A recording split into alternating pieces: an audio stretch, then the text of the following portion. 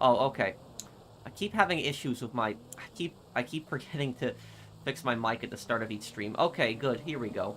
I'm sorry, everyone. I'm sorry. But I've been so embarrassed. It's every time I'm starting a stream lately, I've been messing up with my mic at the start. I feel embarrassed. Anyone needs help with anything, just send me an invite and I will help you out.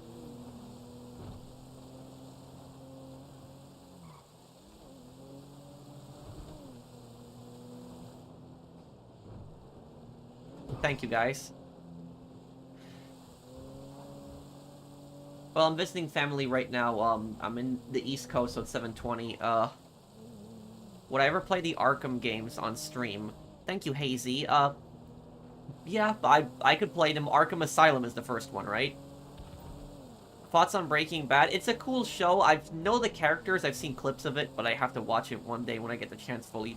Thank you, Son of a Pirate and Hazy. Thanksgiving was good. I hope everyone here had a good Thanksgiving.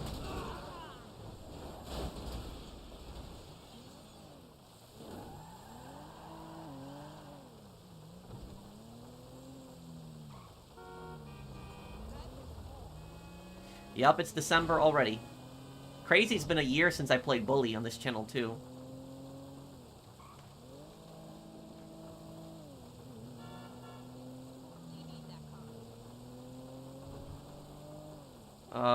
Completely unrelated request. Could you possibly do the Resident Evil remakes 2, 3, and 4? Haven't remake. Have I also played the original games? I've kind of played them. I've never really beaten them. I've played, like, PS1 games before, like, years ago when I was a kid at a friend's house. As for the remakes, I don't own any of them, but I've played them through SharePlay, if that counts. Like, friends have let me play them through SharePlay.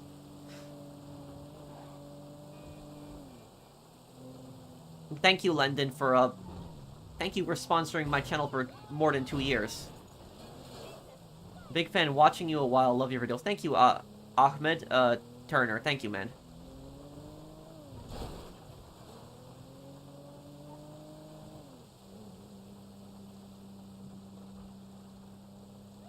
Okay, what is it, anyone need help sending anything? Just send me an invite if you guys need help. Does anyone need help with anything?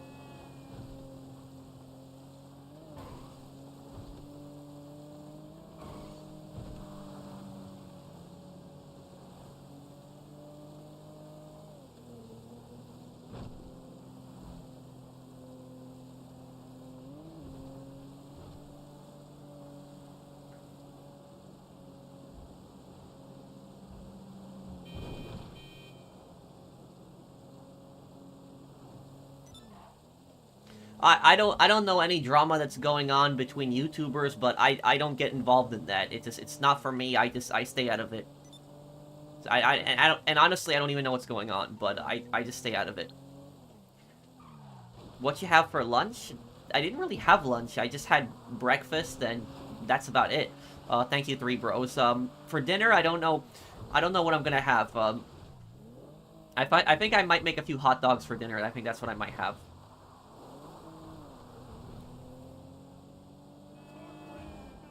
Which Ace Attorney character has the most interesting backstory? Edgeworth. Yeah. And the stuff that Edgeworth went through.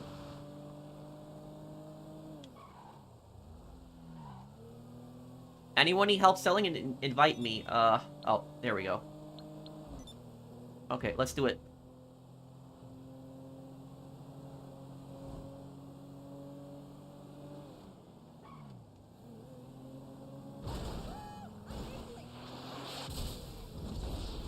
Oh, what? Was that an accident? I don't know what's going on right now, but... Okay, is that a... Oh god, no.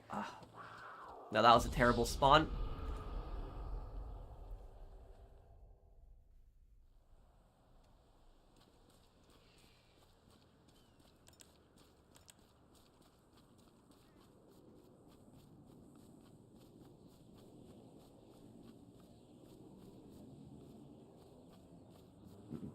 Patrick, czy Rockstar wypuści trailer GTA 6 w tym miesiącu? I understand what you're saying. To answer your question,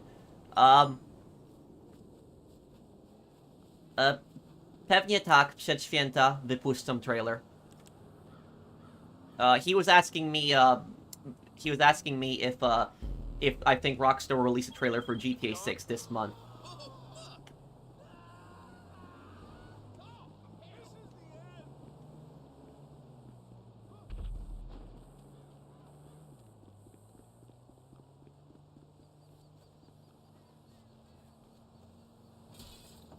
Dziękuję za odpowiedź, nie ma problemu. Your Polish is better than mine. I'm lacking behind. Thank you. Yeah. But, I think, speaking to my parents, I think, has, helped me the most with my Polish, but, what I will say, though, is that, when I visited Poland, like, 14 years ago, a lot of people made fun of me the way I was saying certain words. But I've gotten way better at it now.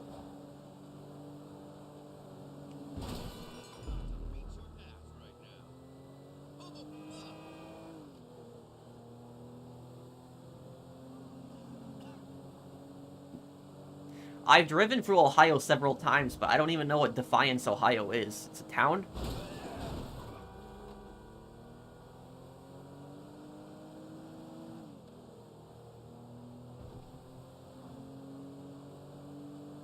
Well, people said that I have an American accent when I speak Polish, but...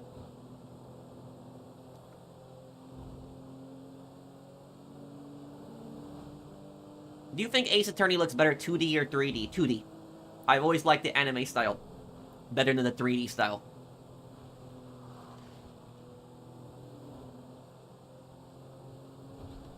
It's Asylum, then City, then Night. Oh, okay, Hazy. Yes, I've seen that video. That video's like 2 years old, Orange? Yeah, I think I've seen it.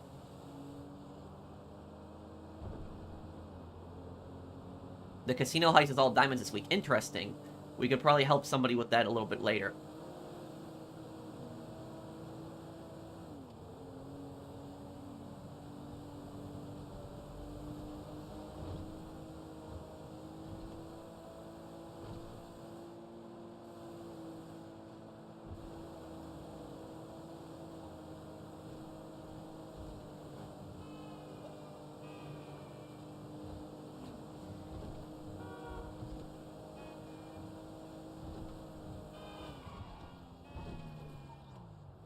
I'm not gonna get into the drama, Ricky. I don't even know what the drama is about. I just stay out of it.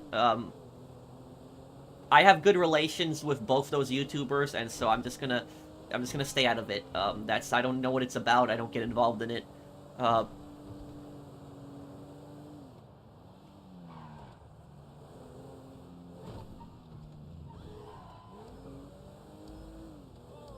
Have you seen this new GTA 6 artwork floating around? I don't know what the new artwork is. Is it real? Thank you, Blinded Eagle, for the super chat.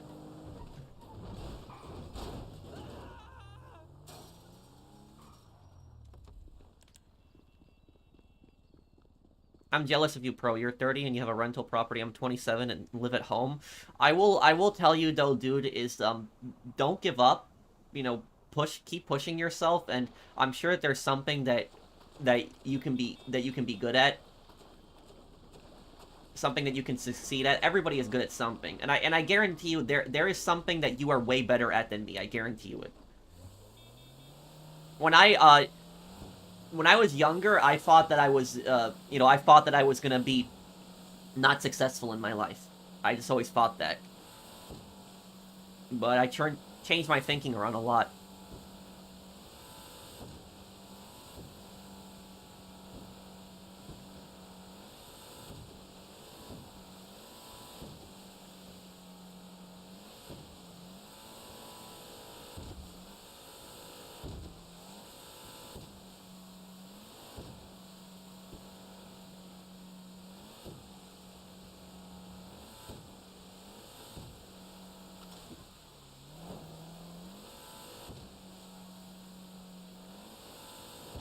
You missed my sponsorship membership. Oh, I'm sorry, DHC. Let me look. I'm sorry. Pro, I was wondering, you want to help me sell after? I could. Yeah, I could, Mark. Thank you for the super chat. Hi Pro, hope your day is great. Today's my birthday. May I get a birthday shout out? Oh, hey, happy birthday, DHC. Thank you for being a member for nearly 3 years. Thank you, man. Thank you, dude. I appreciate it. Everyone wish DHC there a happy birthday. How old are you, today, DHC? I'm sorry I didn't see your message earlier.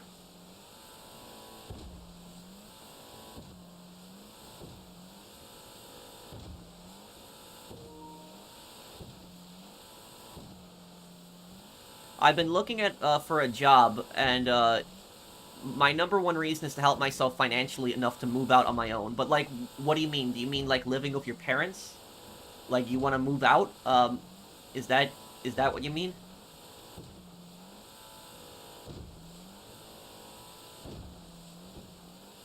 I am, was it,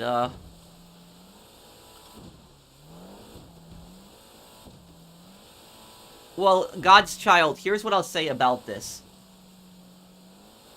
Unless your parents want you to move out, there really isn't a reason to move out. And I'm not saying to take advantage of your parents. That's not what I'm saying by any means.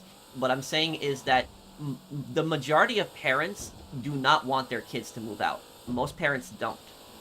They want their kids to stay with them for, as long as they can. So chances are your parents might not want you to leave. I don't know how your parents are, but I will also say is that if your parents are fine with you staying, then there's really no reason to move out. And I would say, like, help them with the bills, help them with the groceries, help pay for bills and groceries, but there's really no need to move out if you don't need to. And I think that the issue is that a lot of times what will happen is when people turn 18, there's like a rush to just move out of their parents' house. And I think that has mostly come from society. And I think, like, society looks down on you, and they, like, think that you're, like, a loser or something like that if you're in your 20s and you're living with your parents still. Don't listen to that. That's nonsense. That's not true. I did not move out from my parents until I was, 26. And even so, I could have still, kept living with my parents. My parents didn't want me to move out. So I will say is that if you don't have a reason to move out, like if your parents aren't kicking you out, they don't want you out, then there's really no reason to move out. You could help your parents out and help them, pay for bills, pay for groceries, help them pay the property taxes, you can do stuff like that. And even if you, help your parents pay the bills, pay the groceries and stuff like that, you're still going to be saving way more money than if you were living by yourself. If you're living by yourself, you're going to be spending way more money. So that's what I'll say is, there's really no reason to move out unless you really have to, unless you're moving for, like, a job or something like that. But other than that, there's really, and don't, like, don't listen to people who say that people are losers who live with their parents.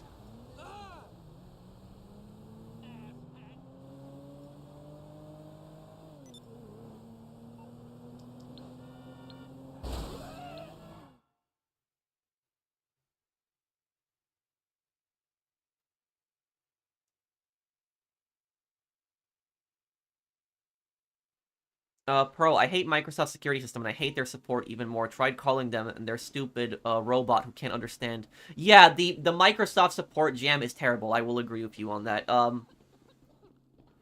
What is the process of renting an apartment, Pat? Well, it really depends on the state, but generally it's the same idea. Vertigo is you find an apartment that you like, you look online, make sure, and here's one thing I will say to you. If you're gonna rent a house or rent an apartment, do not do Craigslist. Don't. Because Craigslist has a lot of, like, sketchy landlords and has scams on it. Don't ever go to Craigslist to, like, look for a rental property. And I would also advise against Facebook Marketplace. Facebook Marketplace, I would also advise against that. If you're gonna look for, like, a rental property, one of the best sites is Zillow. I would say Zillow is probably a pretty reliable site. But basically the idea of it is you find the apartment that you want to rent out. Oh, what's going on here now? You find the apartment that you want to rent out, right? And what you do is usually the apartment will have some kind of link to like a website or something like that, or they'll have an option through Zillow where you can like fill out an application, and then Zillow will do like a background check on you right away there. So you do the background check, you fill that out, and then you have to like give them some kind of proof of your income. You have to show them proof of how much money you make, and with your job and stuff like that. And for me, basically, what I did is I just basically took a screenshot of my taxes and I gave that to them. Yeah, I didn't give them that much personal information, but it was just to show how much money in general I make after taxes. So that was like, and that worked. And then they let me rent out the apartment, and that's basically what I did. Next San Andreas part will be tomorrow. Hello, Professional. Really enjoy your content, and I leave your streams on in the background as noise. One question, though. Heads or tails? Heads, I would say. Read later.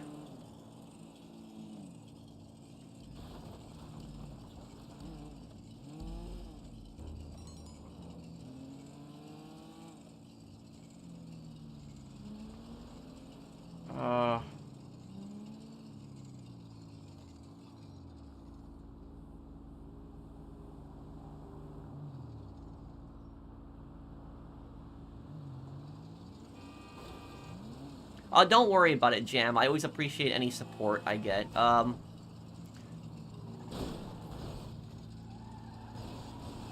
me see. Did God's Child reply?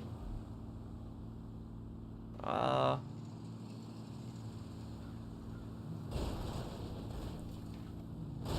I'm trying to multitask at the same time here, too.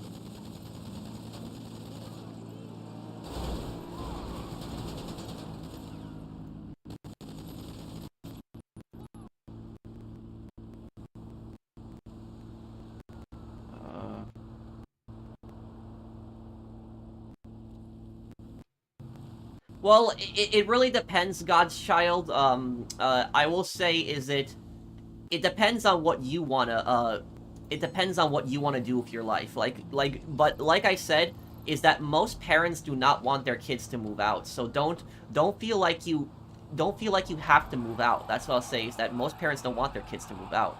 So don't feel like pressured.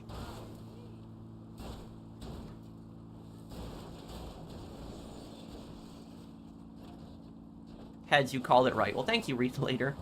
Thank you.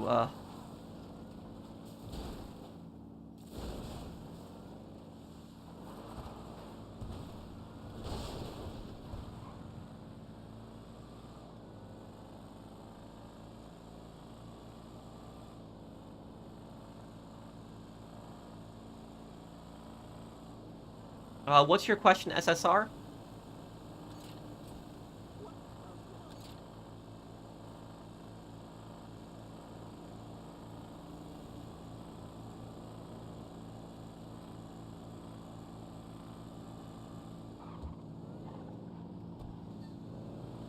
I will also say this. I will say this. When it comes to working hard, it really depends on what you're doing. I'm not telling people to be lazy, but when you wanna push yourself 110% is when you're working for yourself. When you're working for yourself, like you're running your own business, you're making money on your own. That's when you basically want to, work your absolute hardest. You're pushing yourself. You're working for yourself. But if you're working at like a job, I'm not saying to be lazy, but just do what your job description tells you to do. Because there's really no reason to go above and beyond, because a lot of times people think that if they go above and beyond, that they're going to get rewarded for this, and they're going to get like massive raises and like massive promotions and stuff like that. But in reality, in a lot of places, when you just work really hard, they're not going to give you a promotion. They're not going to give you a raise. What they're going to do instead is they're going to give you more work. That's what they're going to do. So there's really no need to do more than your job description says, unless they're unless if you have some really good boss that recognizes you and is willing to give you a raise. But like I said, is most places, what they will do is they'll just give you more work. That's what they will do. And if you're doing your job description, they can't really fire you for that, because you're doing your job description. You're doing what you're supposed to be doing.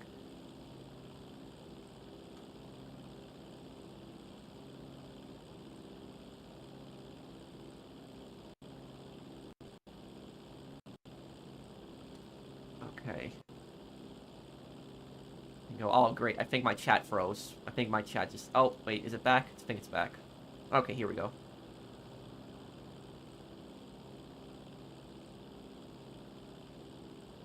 They can fire you for whatever, make up an excuse. Not always necessarily. Um, uh, it depends. I'm not a lawyer, but there's a lot of things they cannot fire you for.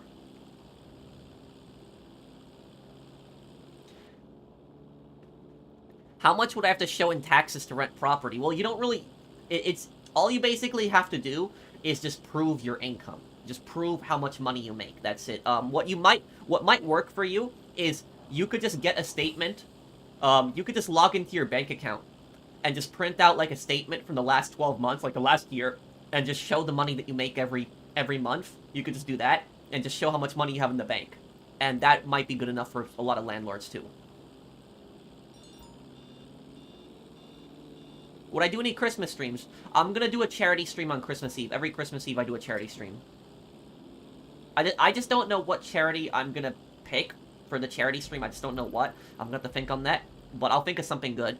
And we'll do something fun. And whenever I do charity streams, I always donate hundreds of my own dollars live. So I don't just sit there and ask people to donate and don't donate myself. I always donate hundreds of dollars of my own money live.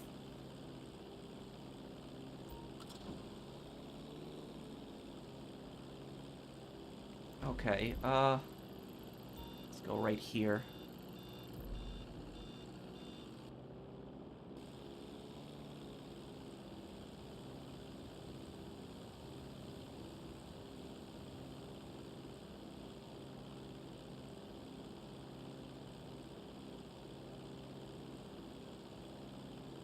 Why are there a lot of poor towns and villages in Poland?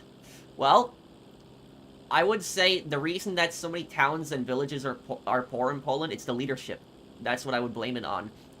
Because I will say is that the people, a lot of the people in those towns and villages in Poland, they have this attitude that you're not, don't leave the village, you stay in the village, you grow up in the village, you die in the village. So you stay here your entire life, you work hard in the village, and you die in the village. And if somebody, like, leaves the village to try to, like, make a better life for themselves, like they move to a city or something like that, these people in these villages will, like, look down on that person and be like, oh, he betrayed the village, you know, he betrayed the town, you know, he left us all behind. That's how they look at it. And meanwhile, these people will complain about anybody leaving the town and the village, but they'll do nothing to actually fix the town or the village themselves. So that's what I would say, is that the reason there's some poverty in some of these villages in Poland is because the leadership in these villages, they don't want to change. They're not open to change. They're very old school people, and they don't, they're not really doing anything to improve their standards, but at the same time as they look down on anybody who leaves the village. Just like how Sweet acted when CJ left the hood. It's exactly the same concept. It's the exact same concept.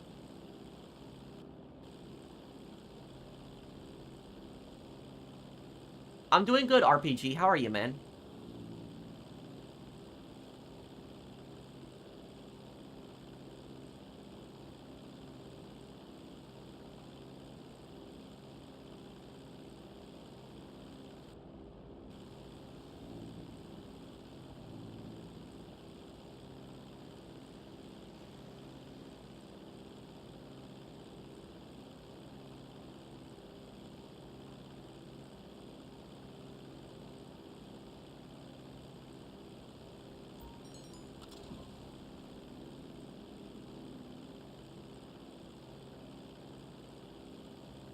What's the most expensive game I bought? I think the most expensive game I ever bought is the Dead Rising, not Dead Rising, Destroy All Humans Collector's Edition that was like $400. I think that was the most expensive game I've ever bought. But if you're just talking about the game itself, you're not talking about, like, you know, limited editions and, like, you know, all this stuff, then maybe the Modern Warfare 3 Vault Edition. I bought that last year, but after the Modern Warfare 3 Vault Edition, after Modern Warfare 3 sucked so much, I said I'm never, you know, buying another Vault Edition again.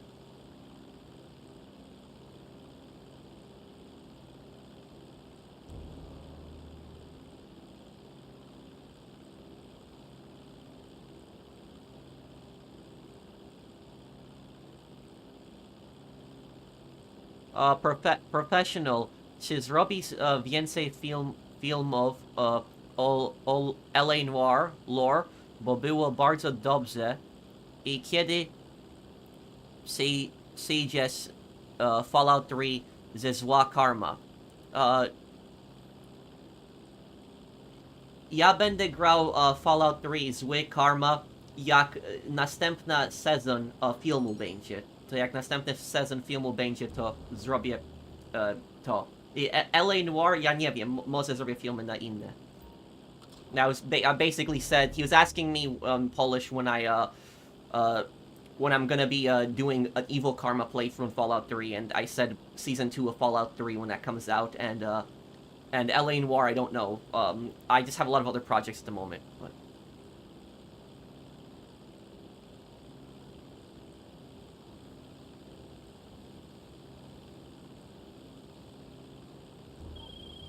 You closed that?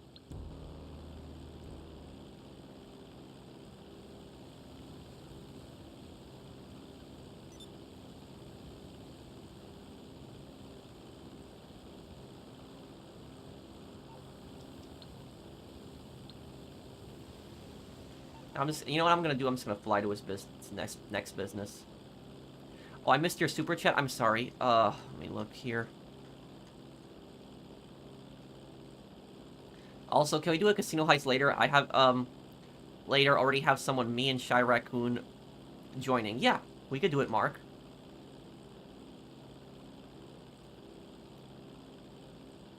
But about the about working hard, guys. Like I said, it where is he? Oh, he's right here. Okay. It all depends on the job, how good your boss is. If your boss is an honorable person, or if your boss is like a scumbag. Because if I had like a boss that's a scumbag, I'm gonna just do what my job description says. I'm not gonna do more than that, because there's really no reason for me to go above and beyond, especially for somebody that's not gonna recognize it.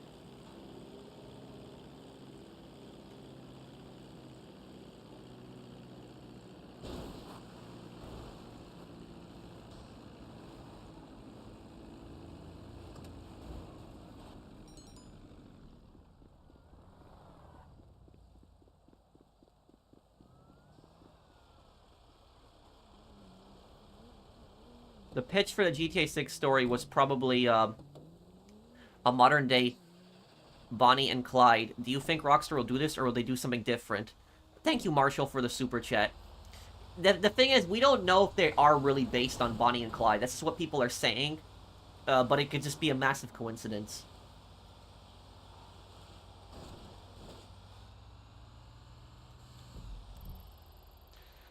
You know what I'm gonna do?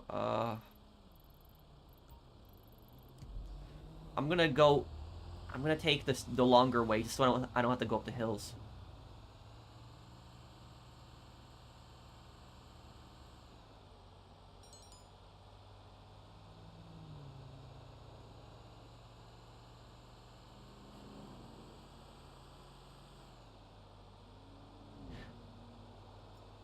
I think Nico is probably the best written character. Yeah, probably Nico.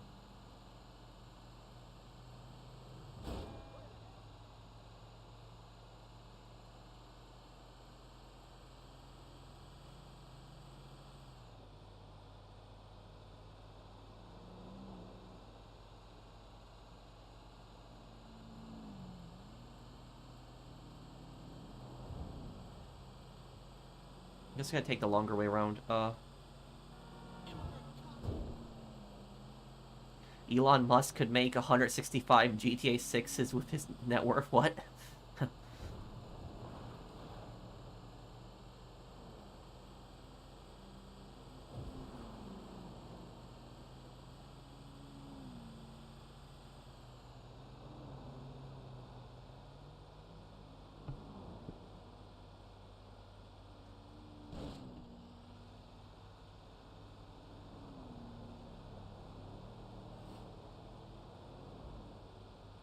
What's your PSN, Jaws?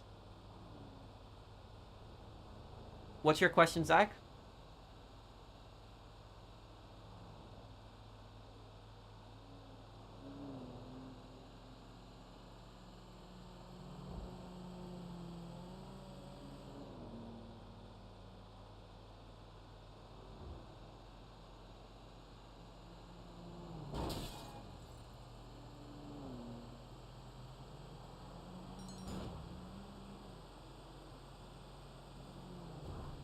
Oh no, crap.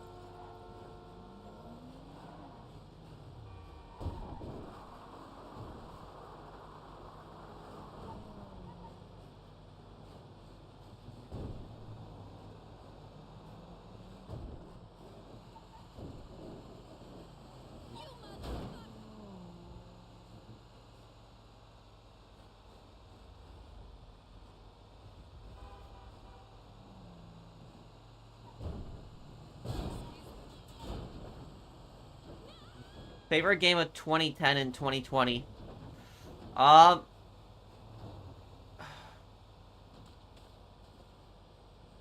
my favorite game of 2010 has to probably be Fallout New Vegas. My favorite game of 2020,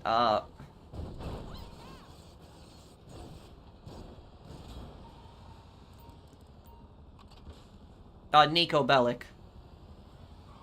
Uh, my favorite Rockstar protagonist.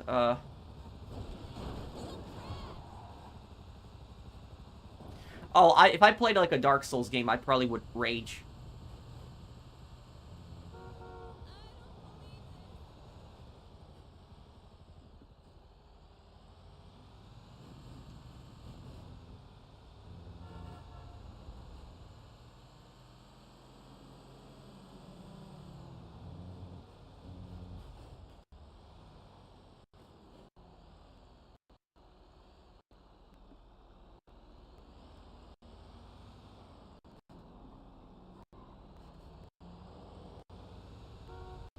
Uh,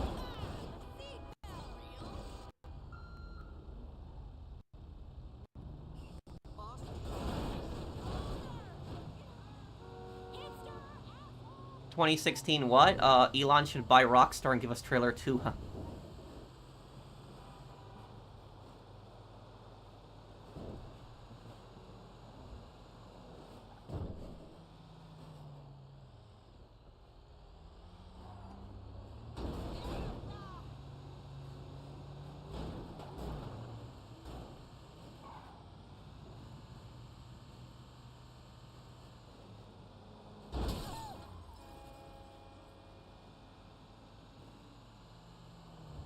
My favorite classic Call of Duty: World at War.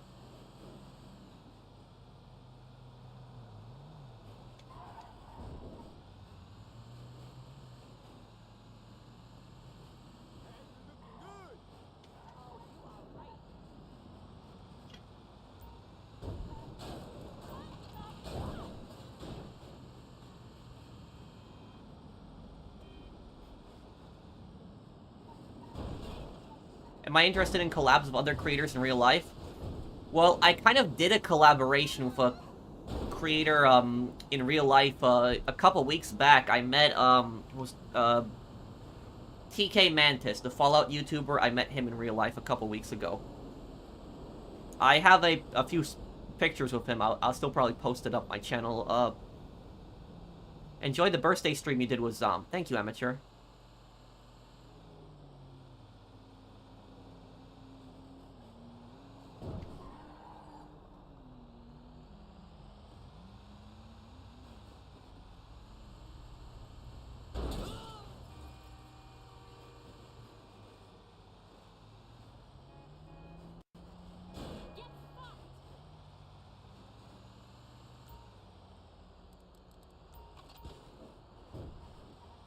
Thank you for showing us the Hoover Dam in real life. No problem, it was fun.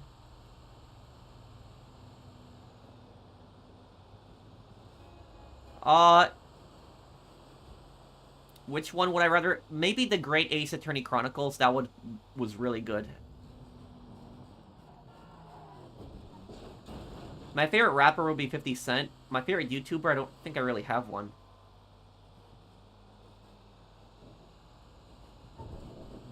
I had a good Thanksgiving, yes.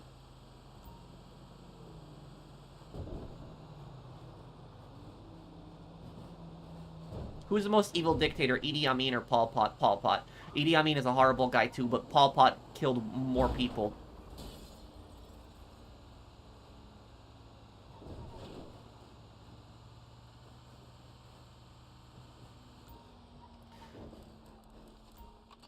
So you mean to tell us there's a legit $2.99 game, called Blues of War for Platinum. Yeah, well, about that, I thought that was a World War II game. Like, I was a bit confused what it was. But it was weird. It was like an interactive movie game.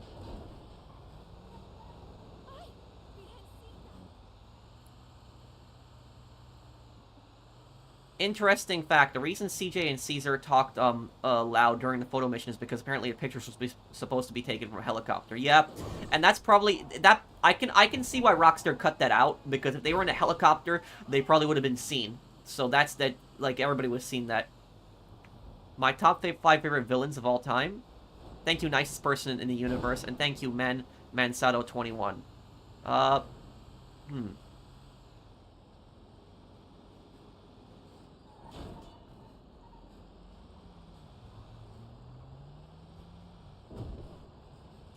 Oh, I'm sorry if I missed a super chat. Let me look here.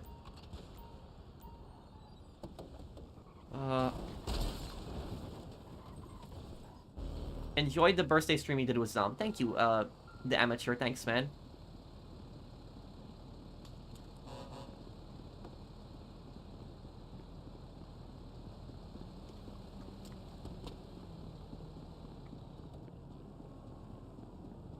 My favorite villain in the GTA series would have to probably be Dimitri, because he was such an evil guy and unpredictable. I would say my favorite villain in the Call of Duty series would have to probably be Makarov, the original Makarov. Favorite villain in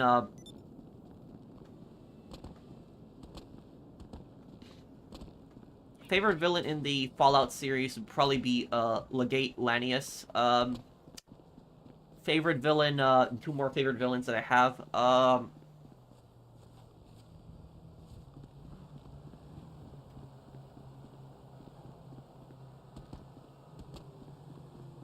I would say Mr. Sunshine in Saints Row 2.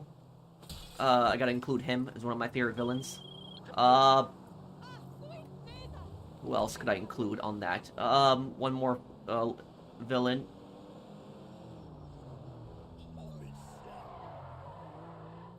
In Elder Scrolls, my favorite villain in Elder Scrolls series, I forget his name. I forget the character's name, but he was a good villain. Somebody will probably know the character I'm talking about in the comments. The one guy in Oblivion who infiltrated the Dark Brotherhood and, like, swapped all the orders out. Like, he switched it for, like, Dark Brotherhood members, and, like, had you kill all the Dark Brotherhood members. I forget the guy's name. He was, even though he made a minimal appearance, he's a very interesting villain. Like, his whole backstory, he wanted revenge for his mother's death, and he just joined the Brotherhood and just, Dark Brotherhood, and just sabotaged them.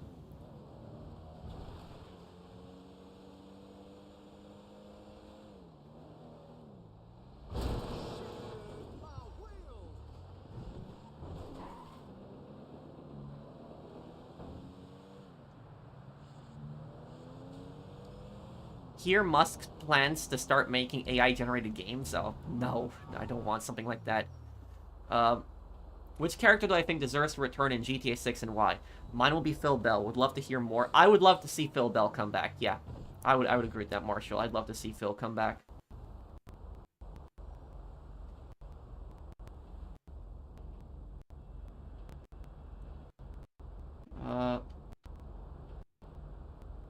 Thank you, Generals, too.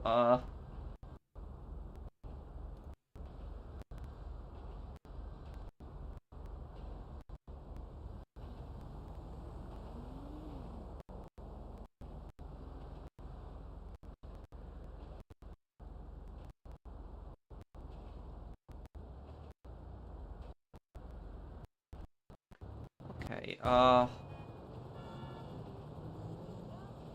Watch Dogs 2. I'm not sure, but right now, in December time, we're gonna be doing Yakuza 0. That's what we'll be doing.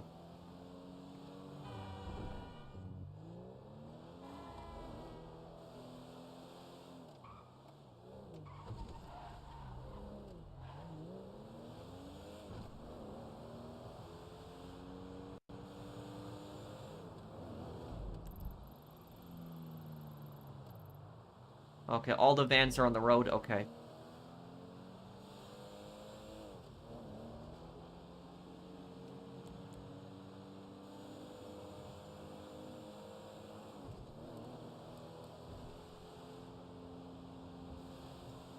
Did I ever have a bad Christmas in the past? Not really. I can't really think of a bad Christmas that I've had, no.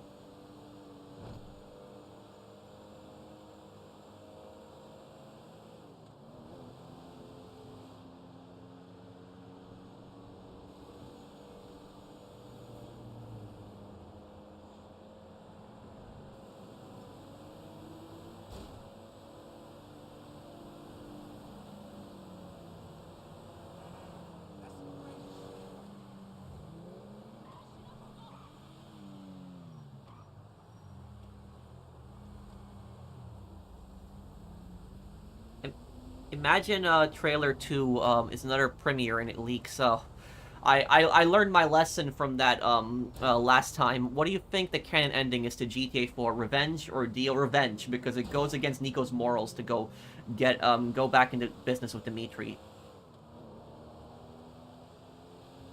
Thank you, Hetero Gamers Vet. Thank you for the super chat.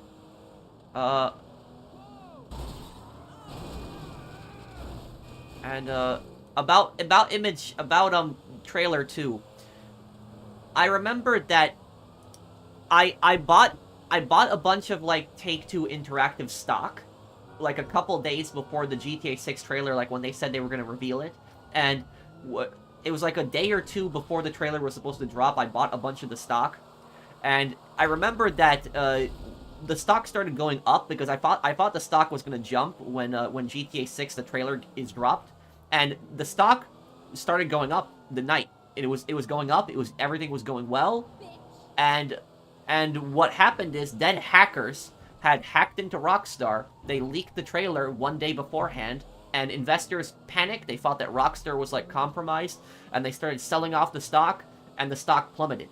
And basically at that point, I sold the stock when I was up so much before, but I sold the stock after it like plummeted because I was getting scared, and I still took like a profit, not that much, but like a little bit of a profit from that. But I will tell you though, I was pissed about that because I did not imagine something like that would happen. I thought that was going to be like an easy stock sale, just, you know, buy it before the trailer, sell it right afterwards.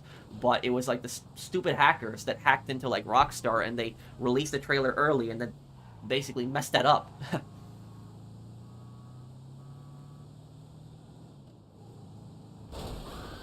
You better do the karaoke in Yakuza 0. I'm not going to get a copyright claim though, right? Oh, thank you, 3 Bros Inc. for the super chat. I know you don't like talking about this stuff, but what do you think of Biden pardoning his son Hunter despite saying he wouldn't do before? Wait, he did it? Did he actually do it? Is that true? Did he actually do that? Thank you. This is the first time I'm hearing about this now. Hello, professional. Can I add you on PS5? I enjoy watching your videos. Thank you for entertaining me. No problem, Will. And then there was the other guy in the chat who wanted me to add him. It was the other guy's name. Who was he too? Oh man, this is so many people in the comments. Well, what was his reasoning for it? Because he literally promised. I tend to stay out of politics. I'm just a gaming channel, but I remember he promised that he wouldn't pardon him. He made a promise. He literally promised that he was not going to pardon him. What is his just reasoning for that now? That's... Oh my god. I knew this was going to happen. I figured it was going to happen. You know, politicians with their promises, right? It's all a bunch of liars.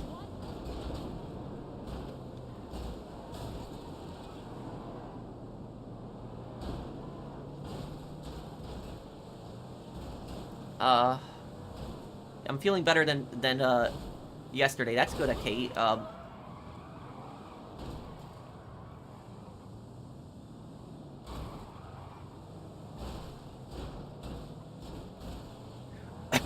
Who would I say is the best military general in history?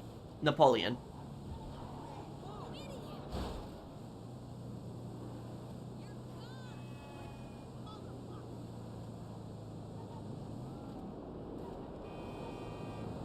The premiere thing was stupid to do anyway. Yep. Kind of gave it away too. I guess it was to please the investors.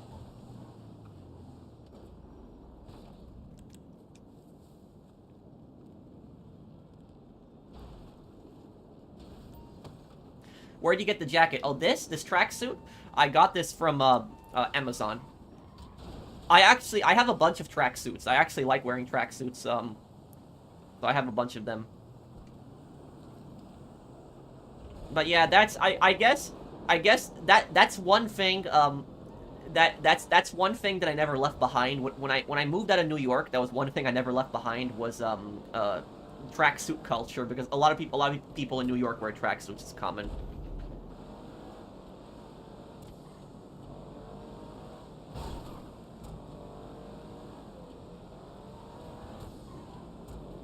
Oh, hey, Aussie guy. Thank you for, sponsoring my channel. Thanks, man.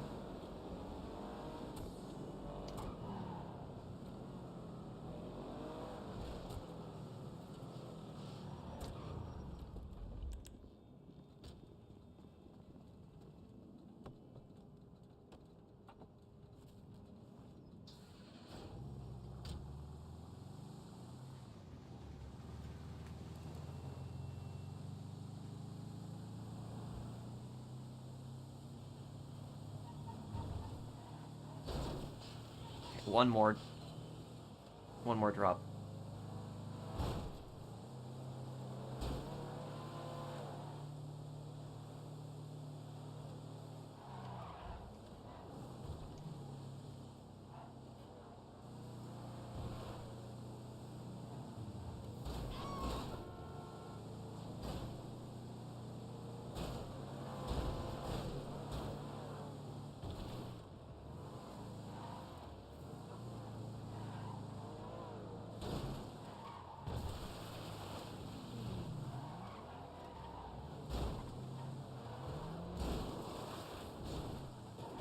Well, I'm excited for winter too. I like winter, and I will say I'm excited for the new GTA Online DLC, even if it's something small. I'm still excited for it because I want to play GTA Online again. I want to make more videos on GTA Online again. But like for me personally, I'm not that type of guy. That I'm not gonna make like videos on like the event weeks every. It's just I just don't like doing stuff like that because the way I look at it is that I don't think an event week video is really necessary. So whenever I do make content on GTA Online, I want it to be something new, something that's you know, coming out. So I'm excited for the new update, whatever it is, even if it's something like small, because I just want to make GTA Online videos again. I want to make some kind of content on GTA Online, but right now there's really nothing for me to make content on in this game. I still do live streams because I like playing the game and we have fun and we have a big community on GTA Online, but I want to make some kind of I want to make some kind of content on GTA Online, and hopefully that update is good.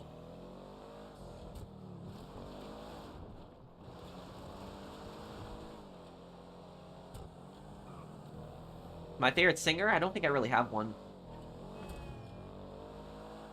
Don't you hate when it gets dark in the winter, though? No. Not the only time I hate it is when I'm driving. When I'm doing long-distance driving, then I hate it when it gets dark really quickly. But other than that, no. I don't really have an issue.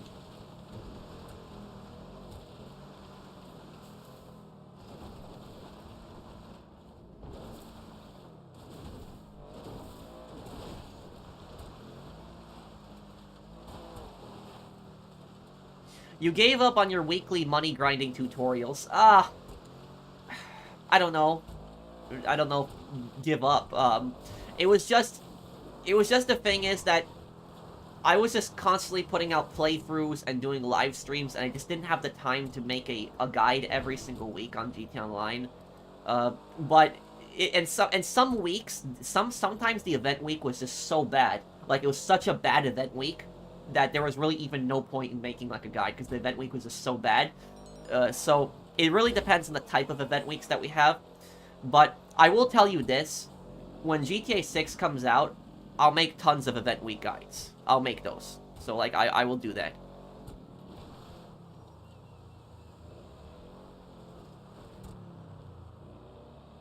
Yeah, Call of Duty 3 I could do a playthrough of one day. I want to do Call of Duty Finest Hour also, which is the first Call of Duty game.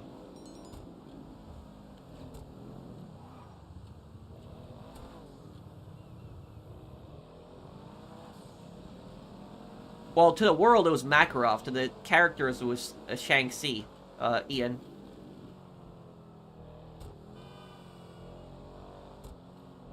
I don't know, Zombie. It's a good question.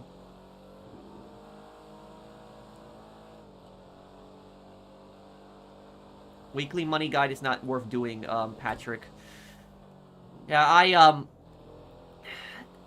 like I said, what I will do, Richard, here's what I will do, though. I might go back to making the weekly money guides on GT Online, I don't know, I can't give a promise on that, but I will tell you, I will promise you one thing, though. And the one thing I will promise you is that this new update that's coming out in like a couple weeks in December, whatever this update is, as long as it's not contact missions, I will do a money guide on it. So if it's like some contact mission garbage, like just doing like a few contact missions, I'm not gonna bother. But if it's like some actual business that we get, then yeah, I'll probably do like a money guide on it. And I will also do a one final money guide on GT Online. So I have so many money guides in this channel, but I'll do one final money guide. And that final money guide will be my final last ultimate money guide. And it will basically show you the best ways to make money in GT Online. It'll probably be like a really long video, like an hour, but I will eventually get around to making that before GTA 6 comes out, and I will, post that, and that will help out a lot of people.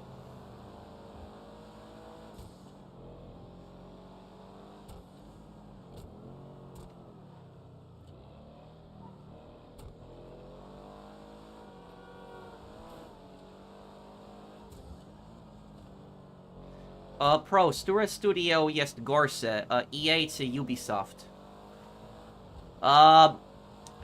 Which studio is worse, EA or Ubisoft? EA. Yeah, probably EA, yeah, I will help you. I will help you, Mark. Just make sure you invite me.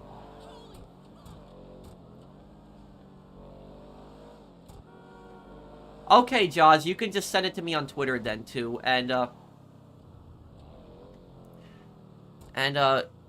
was it here? There was another person that wanted me to add them in, here, let me see here,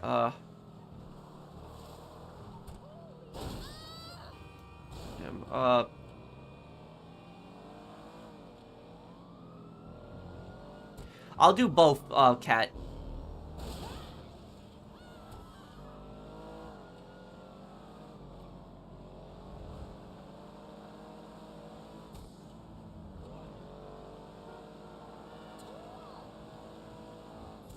Yes, I've actually played 50 Cent of Blood in the Sand. I actually like that game.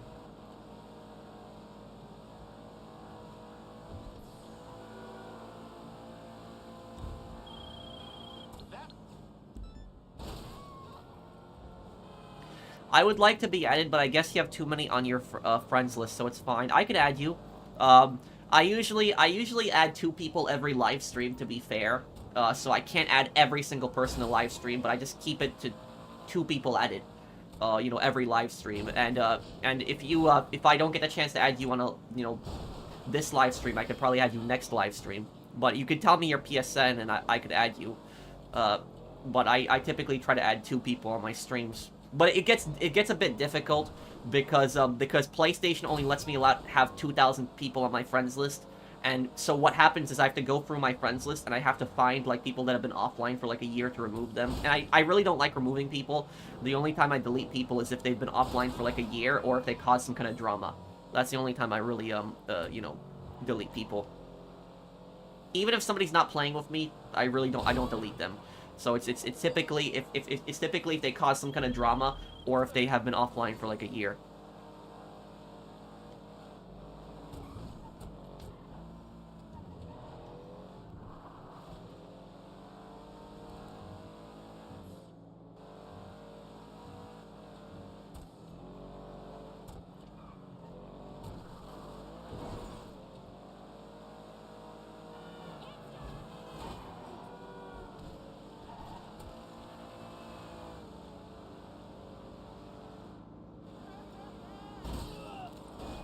What's the craziest experience from being a landlord? Well, and let me just check one thing too. B Vios, can you tell me what your PSN is? I can add you later. The most I really haven't I really haven't dealt with anything bad happening in some time as a landlord. The most ridiculous thing that I've seen happen as a landlord is I had this couple that were millionaires that were renting out my house, and what they basically did was they rented out my house to one of their workers. So literally they were supposed to be living there, and what they did was they just rented out the house to one of my workers, their workers, and he paid them rent, and then they paid me the rent, and they were not supposed to be doing that. And so that pissed me off. And so like these people were like very rich. They were very, you know, much better off than me, and that pissed me off. Like, you know, finding out that they were renting out the house to somebody else and collecting money from it, that annoyed me. They were not supposed to do that. So that's probably the most ridiculous thing I've encountered.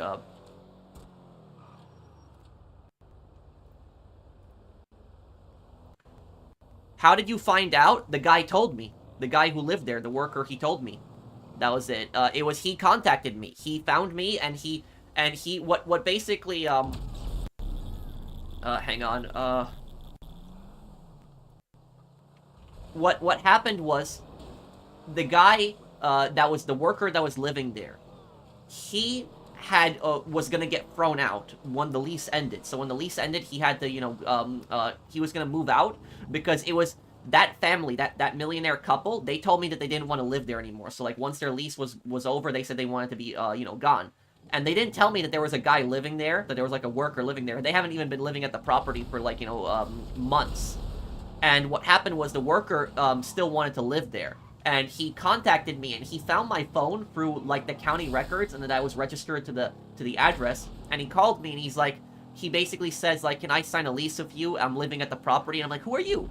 And he basically, you know, started telling me like, I'm a worker, you know, I work for them as a roofer, and you know, I was paying them rent, and then they were paying you. And I was like, that's ridiculous. Like, they were not supposed to be doing stuff like that. I was pissed about the whole thing, but it was he didn't want to get kicked out. And so he asked me if I could renew the lease with him. And I came by the property. I asked him if I could take a look to make sure everything's fine. He said it was, that's okay.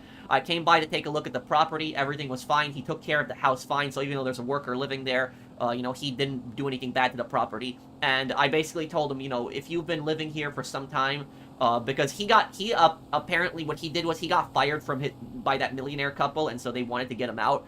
And and they didn't tell me that he was living there, hoping that I would just throw him out. But he apparently started up his own company, his own roofing company, and he asked me if he could, like, you know, start up a new lease with me. And I told him that, you know, you've been taking care of the property, and so I'll sign a new lease with you. That's fine. But he pissed me off in the end too, because what happened was he told me I told him here's a new lease. And he basically told me, he's like, my wife decided we want to live somewhere else. And I was like, okay, fine. And then like a week later, he messaged me, he's like, my wife changed her mind, and like we want to like still live at the house. And I was like, okay. And we had other people that were applying to the house. I had other people that wanted to like live at the house, like applying to it already. And then then he told me his wife, you know, changed her mind and he wants to live at the house. And then I was like, okay. We typed up a new lease. You know, I made the new lease. I sent it to him. And what ended up happening is he signed the lease, but his wife didn't sign the lease. And then he texted me a couple days later. He's like, yeah, my wife changed her mind again. We don't want to live here. I was like, oh my god. I was like, god damn it. I was like, you're wasting my time at this point now. So like, I was pissed at that point. I was annoyed. And then the guy who initially applied, like the new guy who applied to like live at the house, he got pissed. And he's like, oh hey, I applied to like live here at this house, and like you denied my application. And like I was trying to explain to him, I was like, dude, you know, it's like there was a guy that was already living there, and he just changed his mind. He had all his furniture in, so I just didn't want the hassle of just throwing him out. He was already there. He was already settled in. That's why. But now I'll you know, process your application next. And he's like, oh, okay, that's fine. And so I ended up taking that other guy, and he ended up moving in the house. And that guy, I had no problems with him. So like the new guy that moved in, there's been no problems. And the thing is though, is that I probably could have sued that millionaire couple for what they did. I probably could have, you know, taken them to court, but I didn't want to. And the reason I didn't do it in the end was because I thought to myself, and I was thinking, you know, I don't have to deal with these people ever again. If I take them to court, I'm going to have to see them again. I'm going to have to go through this crap. I'm going to have to get a lawyer. And, you know, how much money am I even going to be able to get out of this? So, like, that they were just renting out the house to somebody else. So I just thought to myself, you know what? Screw this. I'm just gonna let it go. Them gonna move out. I'm gonna block them. I'm never gonna have to deal with them again. And that's just it.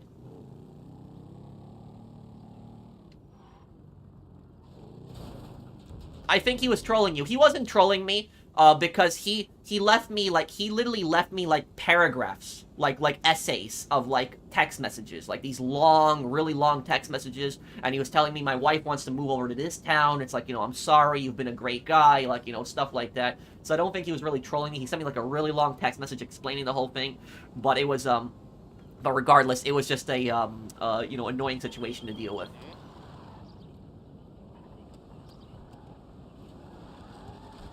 But yeah, that was the only millionaires that I've ever done business with, ever. And they were the worst. They were the absolute worst. And I only deal with, like, working class, middle class people, and I've had no issues. None. No problems at all. So, like, that's it. It's like the millionaires were the people that I actually had the most issues with dealing with them. They were the most annoying.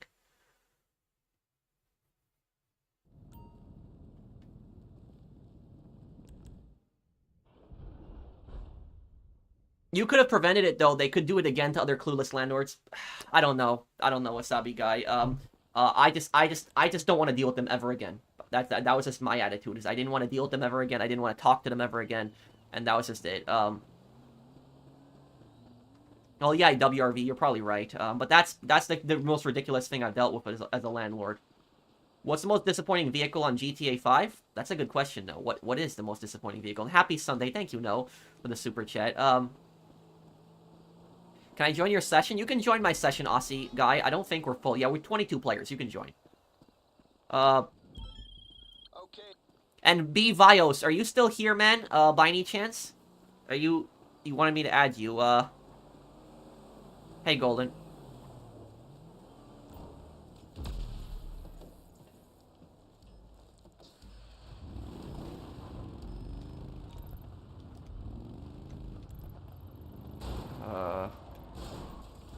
Okay, at least it's not that insanely far. No, don't think like that, Sasha. You can always make friends. I've made a lot of friends over the years on PlayStation.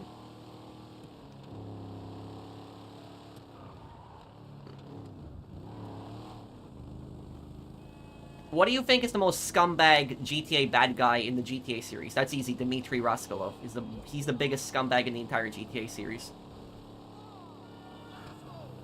Do you still hate the Lupe mission? Of course.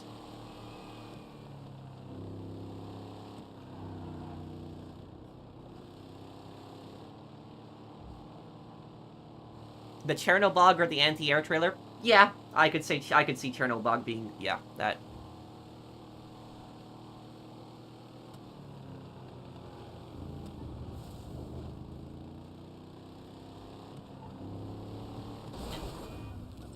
I don't know, Wasabi guy, so, like, I don't know. That's the thing is, and to be fair, though, it was kind of my fault that I didn't catch on to this earlier, because they were my first tenants, so that was, like, I was still new to being a landlord, so, like, I was still learning along the way, and so I had no idea that they were, like, renting out the house to somebody else, but that was, yeah, that was basically that. Like, the house didn't get trashed or anything like that. That never happened, but it was like they just were renting out the house to their workers, and that pissed me off because they weren't allowed to do that.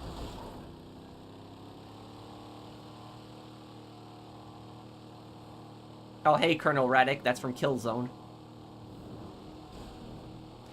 Yeah, Devin Weston is the biggest scumbag in GTA 5, yeah. Thank you, Professional, for the quality content. Thank you, Fredo, Casso. Thank you, man.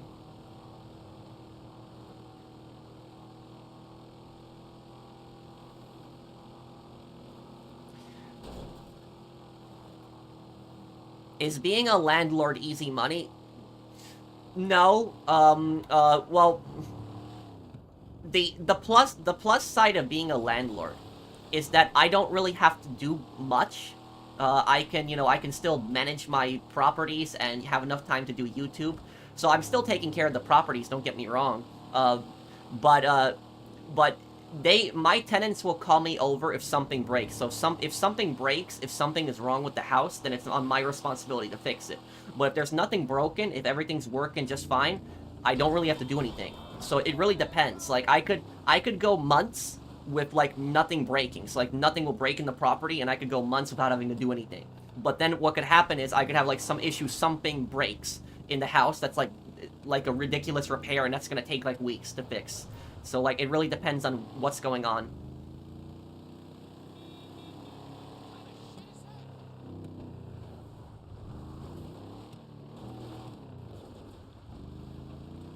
How do you stay motivated to make videos when your views are down? Thank you, Prozero. Thank you for the comment, and thank you for sponsoring my channel also. That's a great question. I think the best way to stay motivated when views are down is to simple. Don't go crazy over the views. That's it. I'm not gonna lie to you guys. I would love every single video to get tons of views. I think every YouTuber would. But I'm not gonna go like crazy if you know my videos aren't getting like a lot of views. I'm not gonna go insane over that. There are YouTubers. I will tell you something. There are YouTubers out there where they basically think that if a video does not get like a certain amount of views in like 24, 48 hours, they think they failed. That's what they basically think. So like there's YouTubers out there that think like they constantly check the amount of views every video has, and if it does not get a certain amount of views, they think they failed. And that's actually one of the reasons that I've also gotten into rental properties, because I wanted to diversify my income. I think that any YouTuber that relies on just YouTube primarily to get money, I think they're making a massive mistake. So like if I talk to somebody and they tell me that their main source of money is YouTube, that's fine. My main source of money is YouTube too. But if they tell me that is their only source of YouTube, then I think that's personally stupid. I'm not calling them stupid, but I think that's stupid. So like YouTube is a very volatile, you know, income. It can be really high one time, it can be really low one time. It all depends on the views. It also depends on the season, because some ads pay more than others depending on the season time. So it's all based on time, views, how popular things are at a time, and also trends. Trends are also a big part of it, because GTA Online used to be much more popular back in the day. Like GTA Online in like 2019 was way more popular than it is now. There might be more players that are playing GTA Online, sure, but GTA Online on YouTube itself was more popular. Like if you look at my GTA Online videos like 5 years ago, they would get like 5 times more views than like a GTA Online video I put out today, and that's because it's just GTA Online used to be more popular back in the day. It was just a much bigger trend. So it's like trends, like, you know, come and go. It happens. But, you know, you gotta learn to adapt to it, and you gotta learn to adapt to the changes and brace for the changes. So I personally think if somebody is just relying on only YouTube as their main source of income, I think that's stupid. So that's why I've gotten into rental properties. And I will tell you something, is, if I wanted to, I could just live off of the rental properties. That's enough money to, you know, help me pay the bills and get by. But the reason I still do YouTube is for 2 reasons. One, it's an extra form of income, and 2, it's because it's something I really enjoy doing. So I enjoy doing YouTube. This is a passion of mine. If I did not have YouTube to do, if I was just, you know, I think I would be bored out of my mind. I don't know what I would be doing. Like, you know, my father, for example, he has been retired for like years, and he gets so bored so quickly. Like he's just a lot of times he just gets pissed and bored, and like my dad's like, I want to do something. I don't want to just sit here. Like I want to do something. So it's like, so that's what I would say, is that YouTube entertains me and it's fun, and like and it's, you know, it helps me do stuff in the meantime too. So that's what I'll say about it too. It's like I would be so bored if I was not doing YouTube.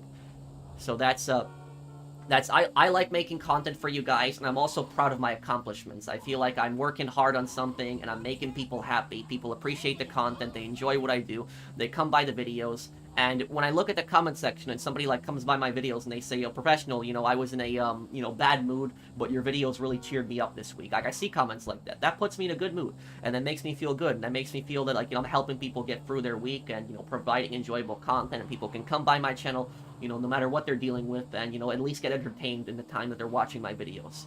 So that's, you know, that's what I do, is I like making content, and, my PSN is the same as my, okay. Okay, Bios.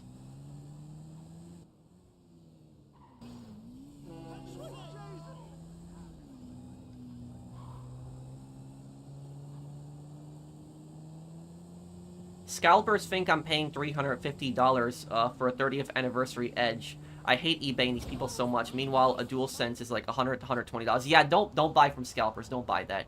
Blinded Eagle. That's just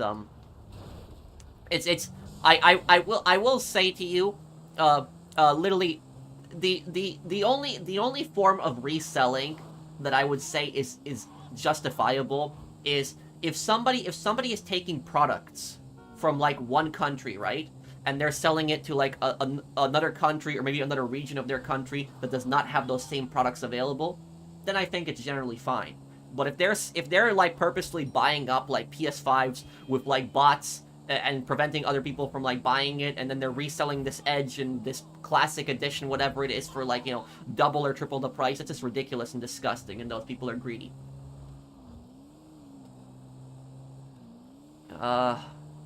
Hey Pro, I had my knee surgery last week. It was successful. Post-op has been painful. Thanks for your videos. They've helped me a lot during rehab. Well, thank you, Kabir. Thank you, man, for the super chat. I appreciate it.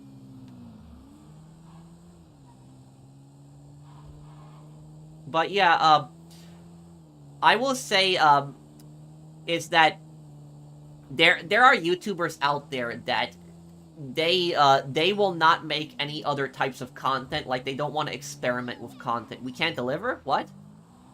Drops not dropping? Try getting out of the vehicle and getting back in. Sometimes that fixes the problem. Try doing that.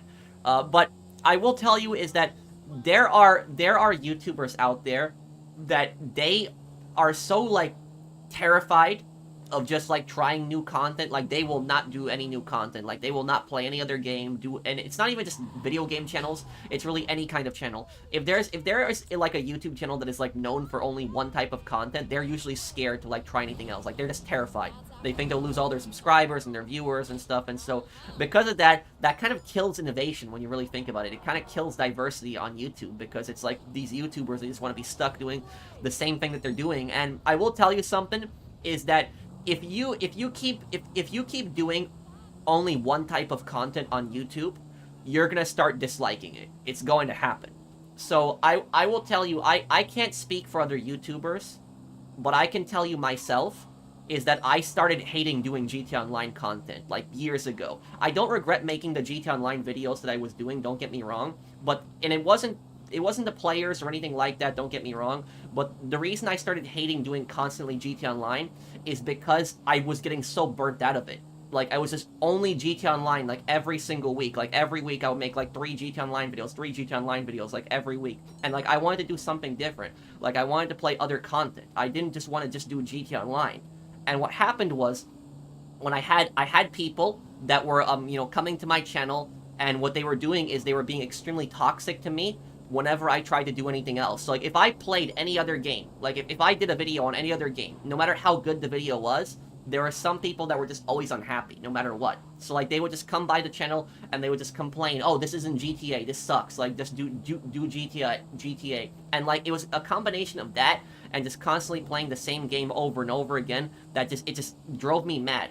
And that's why I took, like, a break from GTA Online for, like, a year, like, you know, years ago, so I stopped playing for, like, a year. It was because of that. And I was actually happy that I took a break. I was able to come back to the game and fully enjoy it after some time. So I was generally happy. I still stopped by for, like, updates and maybe made, like, a video or two, but I largely stopped playing the game for months. And for that, I think it was, I was happy, because it allowed me to take a break from the game, and then came back, and I was able to enjoy the game. And now I'm excited for the next DLC. The next DLC, I'm excited for it, and I want to cover it.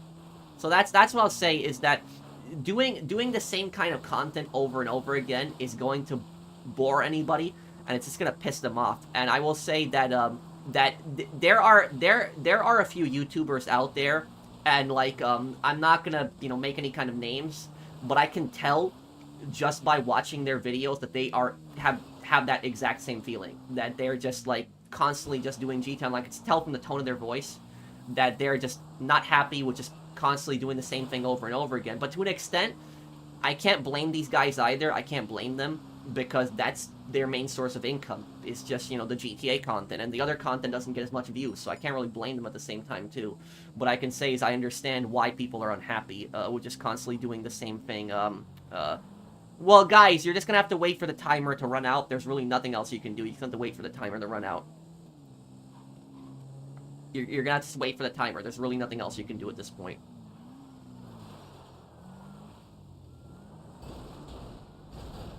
I personally don't like content about anything but GTA, but I don't understand why people need to be toxic about it, as they can control you. Well, yeah, look, here's the thing is, if you like only watching GTA content, there's absolutely nothing wrong with that. There's nothing wrong with that.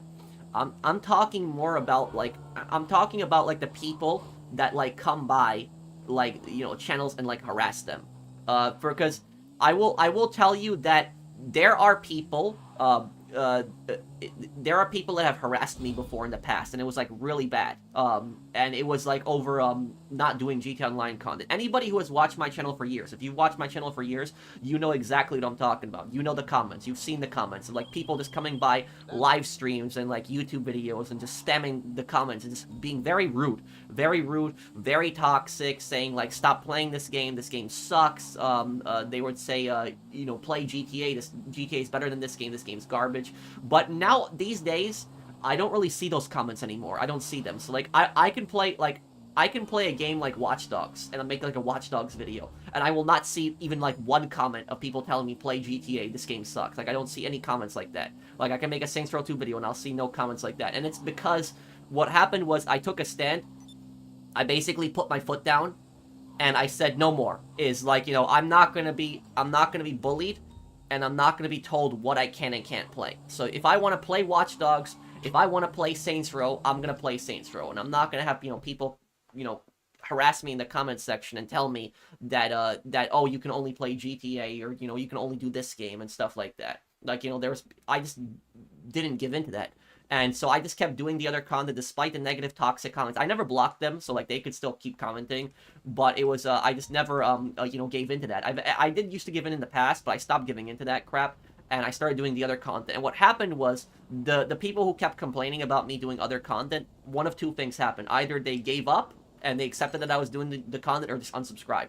So it's either one of those, because I don't really see those toxic comments really anymore, because people know my channel for being diverse content now, like so many different games. They mostly know me for playing crime games, but you know, my channel is pretty diverse in the content that I do now. It's either only play GTA or them saying GTA is dead. Yeah, thank you, No, for the super chat. We sell it?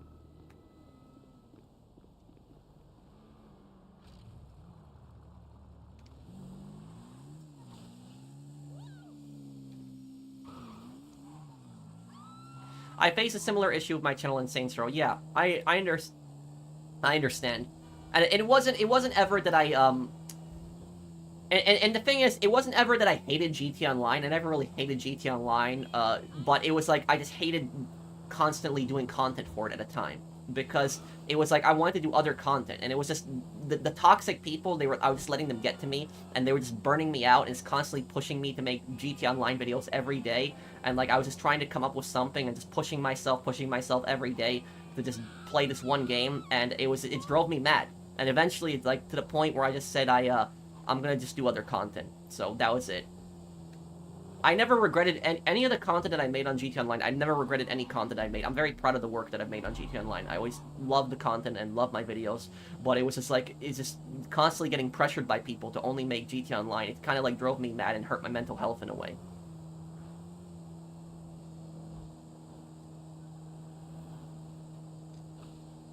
We tried everything not dropping. Don't worry about it, Christine. It's fine. Do you agree with me that fortune tellers are scamming? Yeah, kind of. Most fortune tellers would be some kind of scam.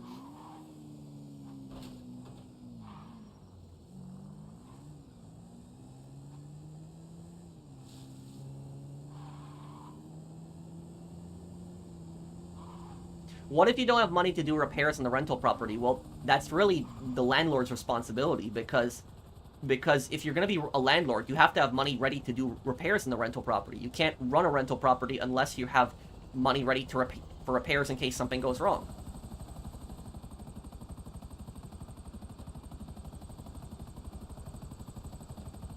What do you think of narcissistic people, and why do they exist? Well, they're usually used to getting everything they want, getting their way constantly, and they think the world revolves around them.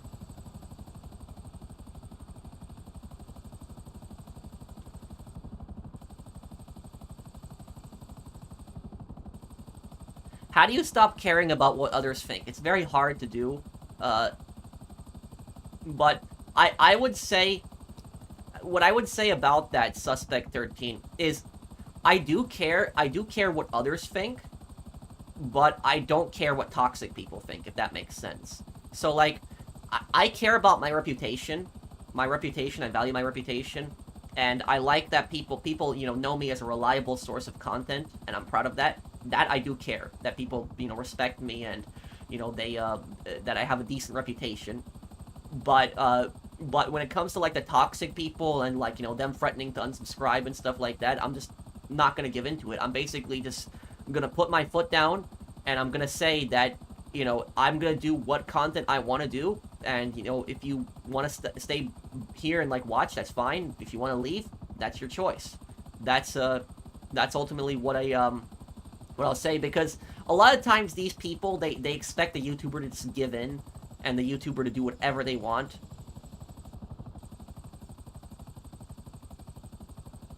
Oh, okay, Cloudy, so you found me from other content, it wasn't just GTA.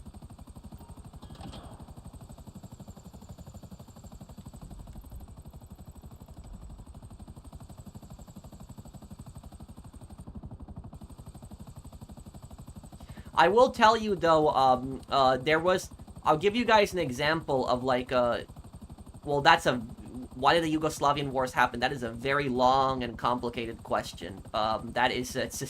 There is just so many conflicts with the Yugoslavian wars, so that question would take hours to respond to, but basically, to sum it up, the main reason the Yugoslavian wars happened is that Tito was a dictator that kept Yugoslavia together, and what happened was when Tito died, there wasn't a clear successor, and all these nationalist movements started popping up, and people wanted their lands to be independent, and then there was territorial disputes. They started disputing over what belonged to each country, and they started invading each other. So that's basically the best way that I can explain the Yugoslavian wars. But I will say also about this, that a lot of these toxic people that, like, harass YouTubers, right? A lot of these guys, if they actually gave the content a chance, like the other content, then they would actually like it. They would actually enjoy it. But what happened was, a lot of these guys, they're just so against change, and I think that's the problem. I think the problem is that so many people are against change and just don't want to try anything new. They just want to keep doing the same thing over and over again. This isn't just related to video games, but just people in general just against change. And I think that's a massive problem, because I think it kills innovation, it kills diversity of thought, it kills, like, new ideas. And I remember that, like, in 2019, I did my first playthrough of Sniper Elite V2. And what happened was, I was putting out multiple GTA Online videos, like, a week. Like, I was putting out, like, a GTA Top 10 guide every Saturday, and I was doing, like, a GTA Online stream, like, every Sunday. And I remember there was, like, this one guy who... he came by my Sniper Elite videos. And Sniper Elite is a game that I'm really good at. I'm really good at Sniper Elite V2, and I can hit targets pretty well in that game with the bullet drop in the wind. But what happened is there was this guy who came by my stream, not my Sniper Elite videos, and he started, like, leaving nasty comments, and he started saying, like, I don't want to see the Sniper Elite videos pop up in my feed. I don't want to see this. I only want to see GTA Online. And it's like, if I see, like, another Sniper Elite video, I'm gonna unsubscribe from this channel. And I was trying to explain to the guy, I was, like, telling the guy, I was like, dude, I do a GTA Online video every single Saturday. I do a GTA Online stream every single Sunday. It's like, what more do you want from me? It's like, this is just some extra content. It's like a game that I really like, and a game that I really enjoy. So I don't know, like, what the issue here is exactly, but he was having none of it. He was just kept complaining, I don't want to see this in my feed, I don't want to see this, if you upload another, like, you know, Sniper Elite video, I'm gonna unsubscribe. And at that point, I got pissed, and I basically replied to him, and I still wasn't, like, cursing at him or yelling at him, but I basically said to him that I'm gonna do whatever I want to do on my channel, and if you can't accept that, then you're gonna have to unsubscribe. I basically said that, and that threw him completely off. He was not expecting me to say that. He was just expecting me to sit there and take it and give in to his demands and not do any more Sniper Elite content and only do GTA content. And you know what he did? He replied back to me, not too long after that, and he basically said, but I've been a subscriber for years. Like, he said that to me. Like, just, I've been a subscriber for years, and I was like, dude, I was like, I appreciate the support, I appreciate you being a subscriber for years, but you're not gonna tell me what content I can and can't do on my channel. So, like, he got extremely defensive when I told him if he doesn't like it to unsubscribe. Like, he just got so defensive. And then what ended up happening is, a couple days later, he deleted all of his comments. Like, all of his comments were gone. I didn't remove them, but he just deleted all of them on his own. And then, like, a week or two later, I was posting, like, another Sniper Elite video, and that exact same guy left a comment, and he said, like, hey, you're pretty good at this game. Like, you know, can you make more videos on this game? And I recognized the profile instantly, and I replied to him, and I said, I was like, didn't you tell me to stop playing this game? And didn't you tell me you were going to unsubscribe from me if I kept playing this game? And he's like, yeah, I did, but that was before I started watching you play this game, and I really like the X-ray kill cams and, like, you know, shooting them in the head and just the bullet flying around. You see the kill cam in Sniper Elite. It's like, I actually like this game. And then I was basically thinking to myself like this. I was like, oh my god. I was like, if you actually gave the game a chance in the first place, if you watched the gameplay, because these guys that were, like, complaining about me playing Sniper Elite, they didn't even watch the video. What they would do is they would just click on the video, they would just pause the video, and then they would just leave a comment saying play GTA and just get off the video. Like, they wouldn't even bother watching it. And I was like, thinking to myself, like, if you actually bothered watching the content, you would have enjoyed it. But you just came to the channel, you came to the video with just a very ignorant view, and just that only GTA is the only acceptable game here, and then that was it. So, like, I would say that's the problem, is that some people are just so against change. They're just so against, like, trying something new. They only just want to see the exact same thing over and over and over again. And for me, that's boring. If I see a YouTube channel just playing the exact same game over and over and over again, and no other game, for me, that's boring. Like, I can't watch that. Like, I'm not going to unsubscribe from a channel if they're only doing, like, one type of game, but, like, I'm just not going to watch them all the time. Like, I cannot watch a channel if they're just playing the exact same game over and over again. It's just going to make me go crazy, personally.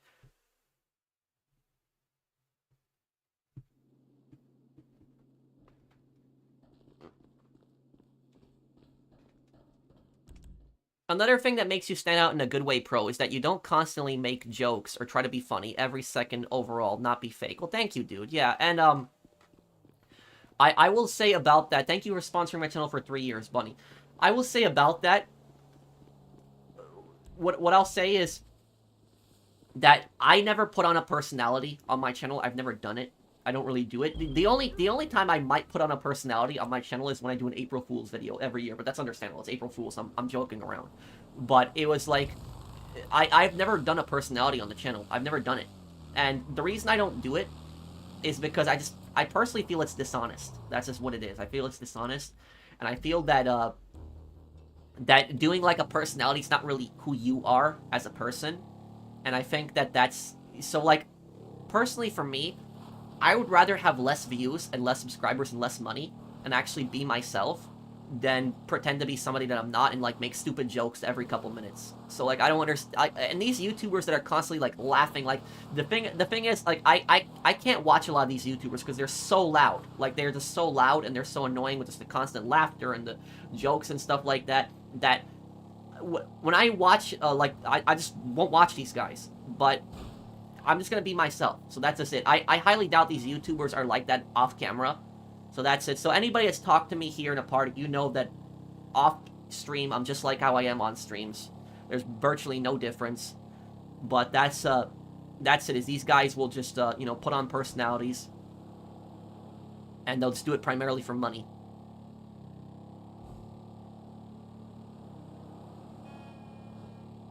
Oh, you would hit the join button, no,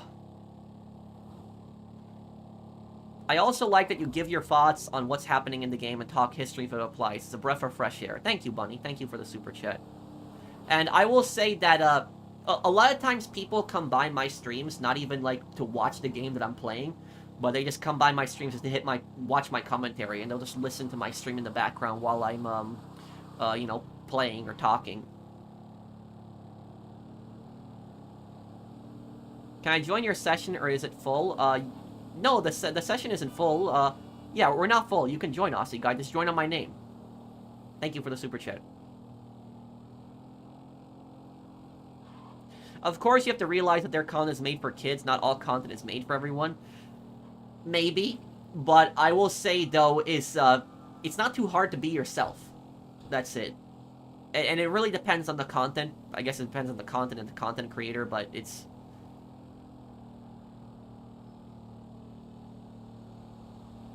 Hey Pro, I saw your video on Dead Rising Deluxe Remaster. I'm not a Dead Rising fan, but I agree about the censorship of the words communist and Viet Cong. Thank you, Jacob. Thank you. Thank you for sponsoring my channel for almost 3 years now. But I will say, like, them like censoring Viet Cong and communist, that's just so stupid. And Gunner, did you see that Dead Rising video, by the way? That I posted, the one on the censorship, but yeah, that's stupid that you're gonna remove the word Viet Cong and you're gonna remove the word communist too. What is the money for entry to be a landlord? There's really no money that you have to pay to be a landlord. You just have to own the property, that's it. So however much the property is worth. And most states are not even going to have you required to have a business license. So most states you don't even need a business license to be a landlord. It really depends on the state that you're being a landlord in, but there's no such thing as an entry fee. But I will say though that if you are a landlord, the government is going to know if you're a landlord, even if you don't tell them, they're going to know because of the fact that the property is not going to be owner occupied. So like when you're renting it out, the property is going to be registered as not owner occupied, and by that the government is going to know that you're using it as some kind of business. So they're going to know, and because of that, they're going to have the property. They're going to increase property taxes on the house because of that. And for me, that's personally really stupid because if I was president, I would like abolish property taxes. I would force the states to abolish them because I think. I personally think that property taxes are anti-American. I think they're against the core values of America because one of the core values of America is the idea that you own your own property, you own your own land. And I think that paying property tax to the government is basically like paying rent. You're paying rent to the government, and if you don't pay the property tax, what's the government going to do? They're going to either throw you in jail or take your property or both. So that's it. So it's more like if you truly own the property, you should not have to be paying a bill to the government. Every year. So that's, and I say when the government taxes landlords more, because the government does that, they tax landlords more. When they do that, most landlords, what they're going to do is they're just going to put that on the tenant, so that they're just going to raise the tenant's rent. And so like that's going to hurt the tenant. So like that's just going to make the situation worse. I don't do that. I did not raise my rent on my properties even during inflation. But that's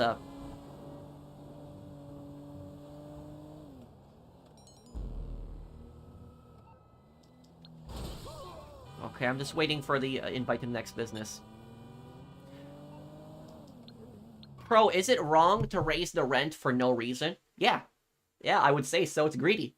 It's there's really no reason to raise the rent for no reason. It's like there really isn't. The only factors that I can see for like raising rent is if like insurance goes up, or like or taxes go up, stuff like that. If stuff like that happens, like taxes or insurance, then maybe somewhat it's justifiable raising rent. But if there's nothing wrong, if the economy is fine, there's if the economy is fine, that there is no insurance isn't going up, property taxes aren't going up, there's really no reason to raise rent. And anybody who does that is greedy. That's what I will say about that. So I have not raised rent. I haven't done it. I've owned my rental properties for, 2.5 years now, and I've never raised rent.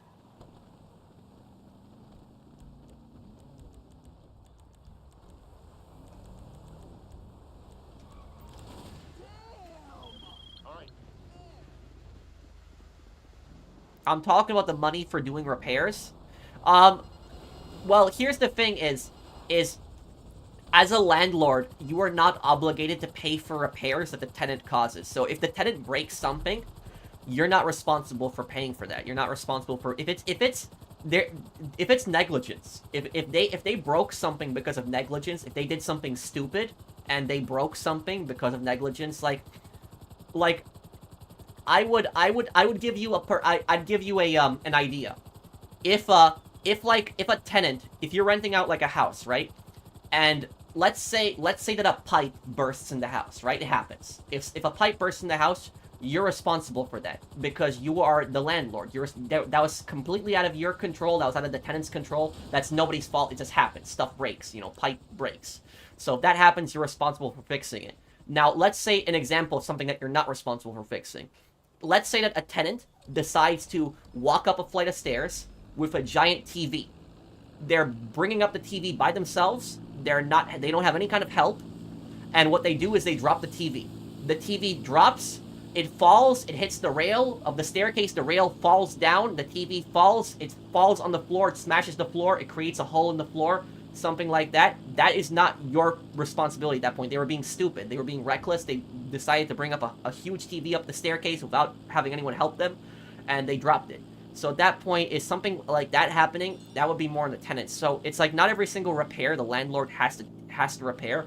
It's only the stuff that's completely out of their control.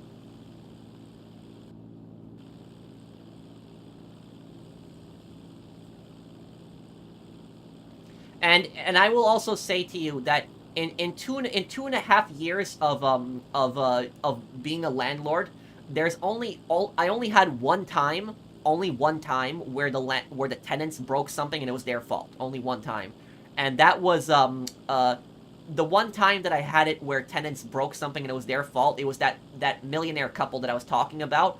It was one of them changed the keypad password to the garage door. So like inside the garage, there's a door to the house, and that door to that house has a keypad. And if you put the numbers in, it unlocks the door to the house. We're not talking about the garage door. We're just talking the door to the house. So like the door to the house opens. It's electronic when you put in the keypad. And what happened was somebody changed the password on that door keypad, and they were not supposed to do that. Like, they weren't supposed to change the password. Somebody changed the password, and what happened was, when I confronted both of them on it, I confronted the people living there, and I confronted that working guy, the worker who was living there too. I knew one of them changed it. I just didn't know who did it, but both of them denied it. And what happened was, I brought my handyman over to see if he could fix it, if he could make a new password, and he couldn't. He spent like an hour on the keypad. He could not change the code, and I felt bad for the guy. Like, he left after like an hour, and he didn't even want any money. Like, he's a really nice guy, and he didn't even want any money. He's like, I wasn't able to fix it, Pat. You don't have to pay me. And I gave him $20 still, because I felt bad that he spent like an hour and he wasn't able to, he tried his best, but he couldn't change the password. But I bought a new keypad. The new keypad cost like $120, and I had to get it installed. And that's the only time that I've ever had tenants do something stupid where they intentionally broke something. But that was really the only time. I did have somebody smash the mailbox to the house. That happened. I don't know if it was a car or if somebody intentionally did it, but the mailbox was destroyed. So that's I don't know who did that, but I had a new mailbox built. So I don't know what that was about, who did that, but that was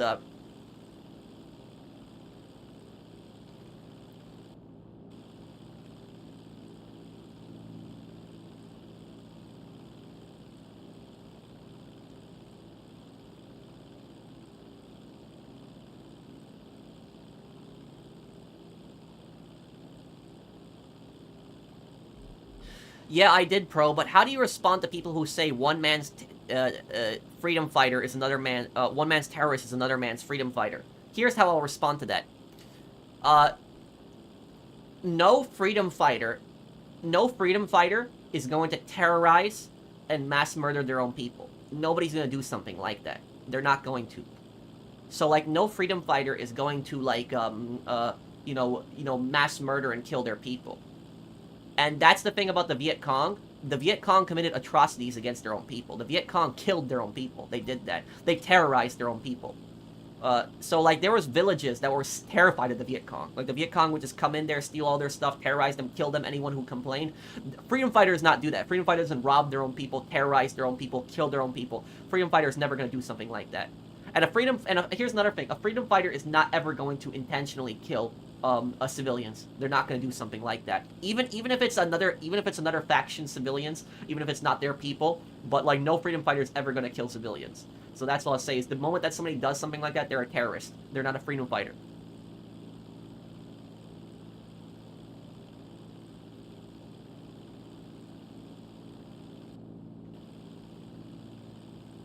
Oh, the IRA has definitely done civilian casualties on purpose. They've definitely targeted civilians. It's happened. 100%.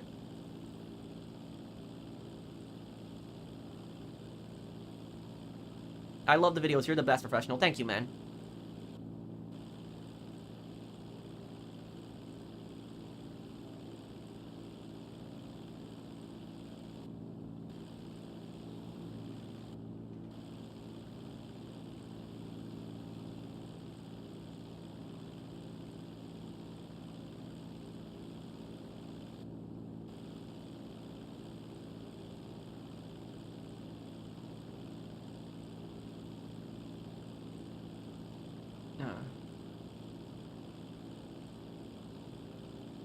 You get your rent when you fix this damn door. Yep.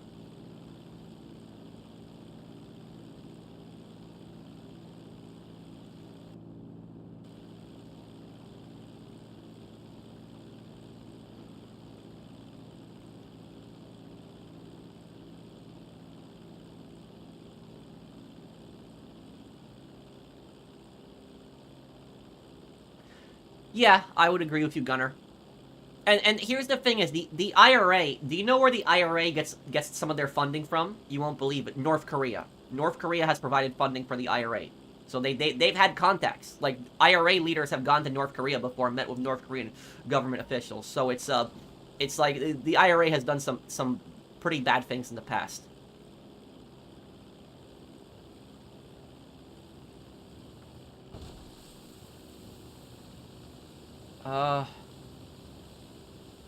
My favorite Call of Duty campaign: World at War.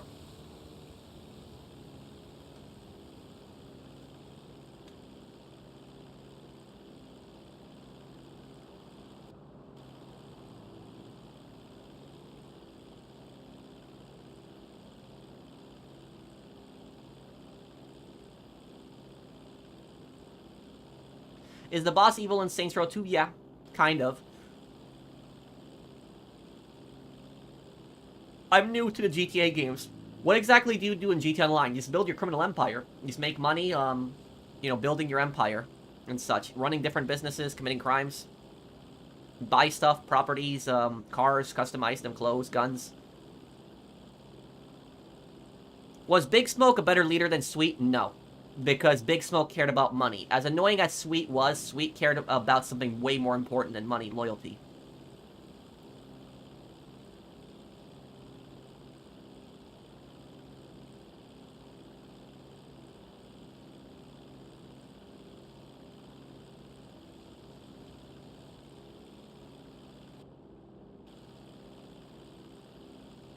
The Godfather or Scarface? Probably Scarface. Yeah, I'd say Scarface is my favorite one. Thank you, Jacob, for the super chat.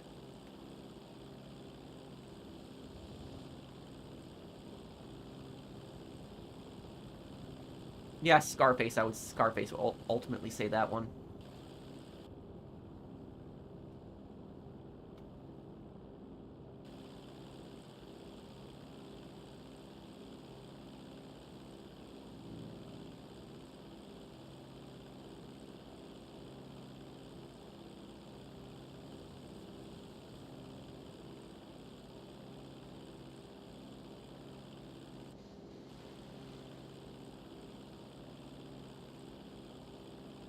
The terrorists were the SS gunner.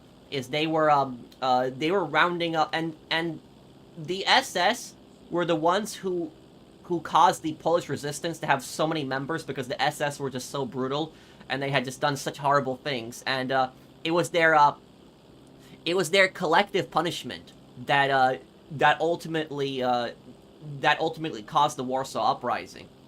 Because what ultimately caused the Warsaw Uprising, why it blew up the way it did, and why the entire city rebelled, is because what the Nazis would do is, if a Polish resistance fighter did a drive-by, like if they drove up and they shot a bunch of German soldiers and they drove off, like if they killed like 1 or 2 Germans and then they drove away, what the Nazis would do is they would find like 100 random Polish people on the streets, and they would just basically say, this is for those 1 to 2 Germans that were killed, and we're just going to execute everyone. And they would just execute everyone publicly. Just line them up against the wall and shoot them. And so they did several of these massacres. They would just keep mass murdering innocent people on the streets. And it was like 1 German's life was like equal to like 100 Polish people's life. Like the Germans saw Polish people as subhuman. They didn't see them as people. And that was like, the Nazis basically believed that through brutality and fear, that it could control the population. But it was, their brutality was just so brutal and so bad that people were so tired of the brutality that they didn't even fear it anymore. They were just so tired of it. They were tired of just constantly being in fear. They were tired of their loved ones being arrested, being murdered, and they rose up and they fought against them. That's it. So like the Nazis thought that brutality was the only way they could control territories. Like the Nazis did not know anything like compassion. They didn't know anything like compassion, helping people. They didn't understand that. They only knew brutality and occupation, nothing else.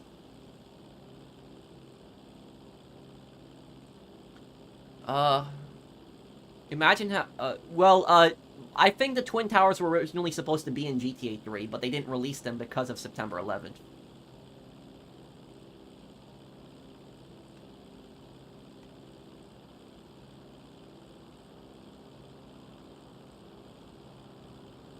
Pearl, do you know what Blitzkrieg is? Yes, Blitzkrieg is a Nazi war tactic where they will bomb an area with artillery planes, and then they will rush the heavy armor and the tanks, and then the half-tracks will follow behind them with all the troops, and they'll overrun an area. That's how Germany conquered Poland and France.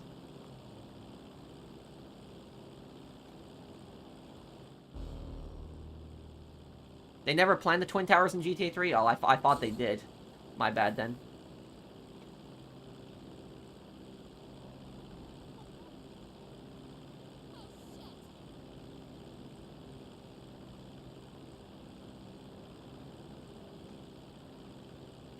There are planes in GTA 3. There's a dodo. You closed that deal.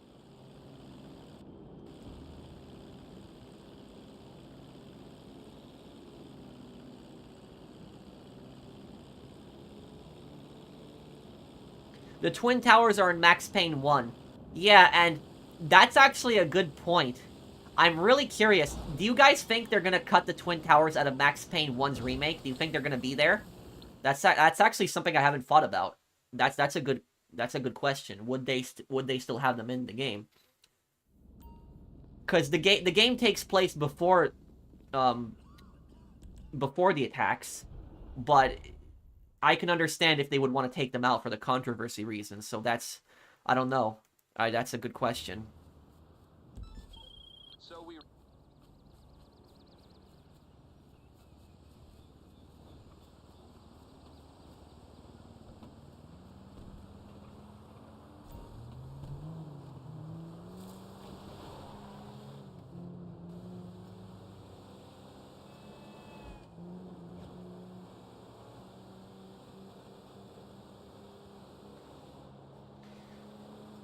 I guess they didn't have enough production gunner.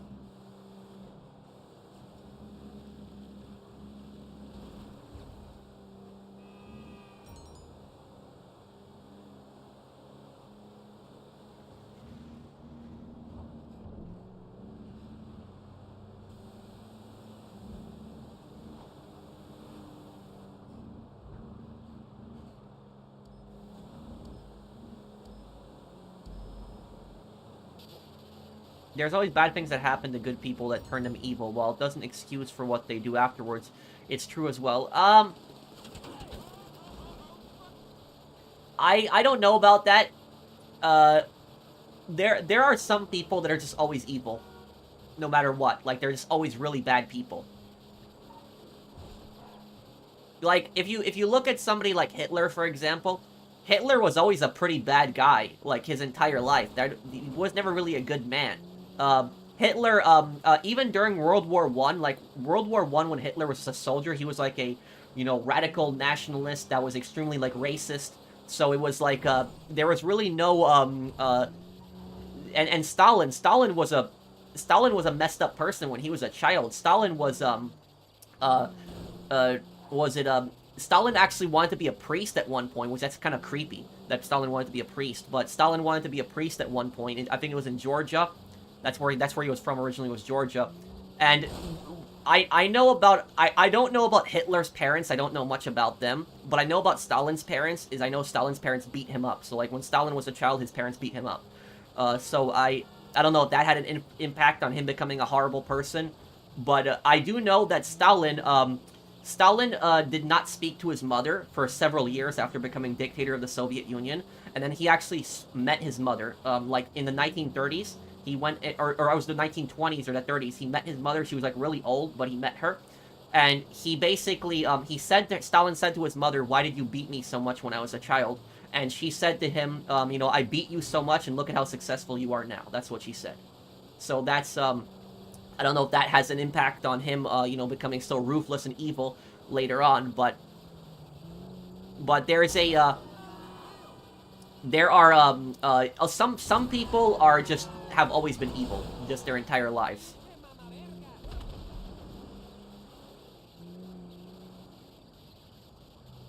What's the hardest boss you've ever fought in Skyrim? Oh, uh...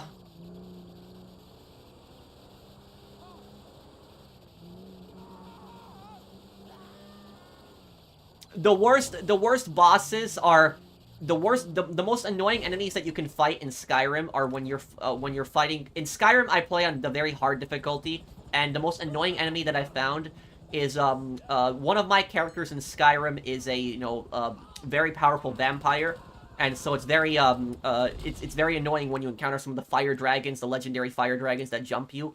Those can kill you so quickly. Thank you, Jacob.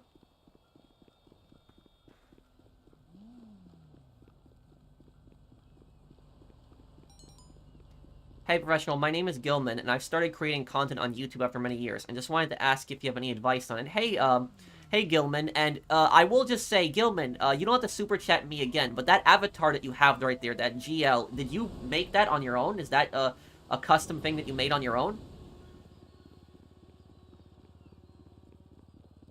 Why do you shave your beard? I don't like, many facial hair. It's just not for me. I know there's people like it, but it's just not for me.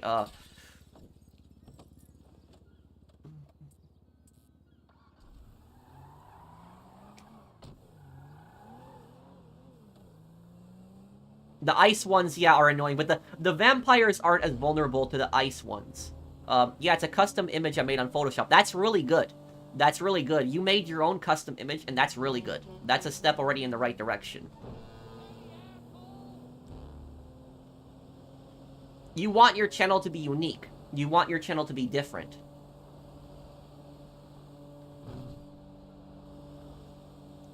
You wanna always make some kind of content that, you want to make some kind of content that's going to make you stand out, that's going to make you different from other people.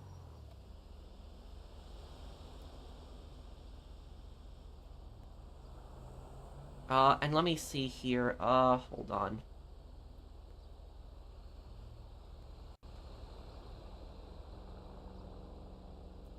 And what I will do also for you, Gilman, is I will actually, hold on, okay.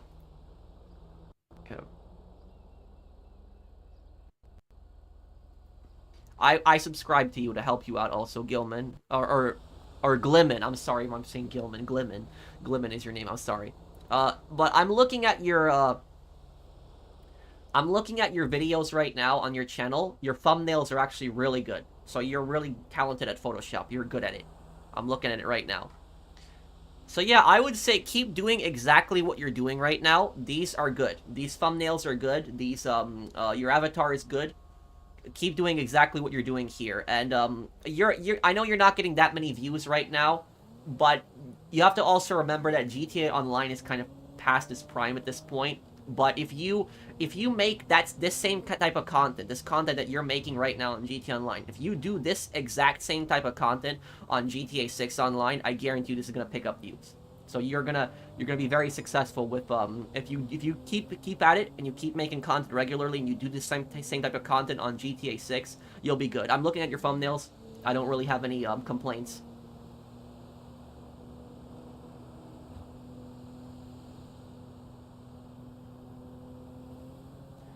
Okay, Mark, did you want to do your heist now?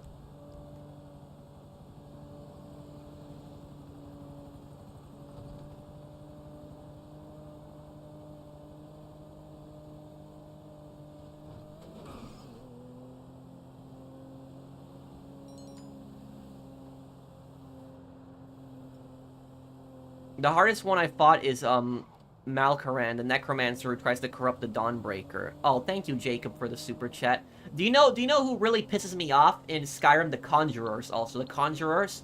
And, they're, like, when they constantly keep shooting destruction ice magic at you, like the ice shards, when they keep hitting you with that, that's really annoying. And it slows you down. A non-lethal playthrough with Sniper Elite 5, that'd be a bit weird. The ice spikes, yeah, you know, those enemies, they're annoying. Psychopaths can love animals, but not other people. Yeah, but I don't know if they would truly love other animals. They might like them. Because psychopaths are not capable of love. Thank you, Own Titan.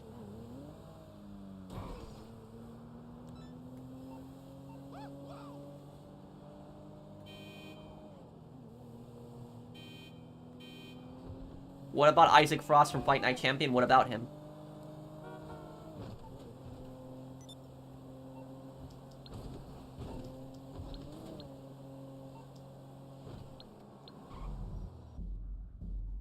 Hernandez was not a good cop. He wasn't. But about Hernandez is Hernandez had more of a conscience, so his conscience caught up to him.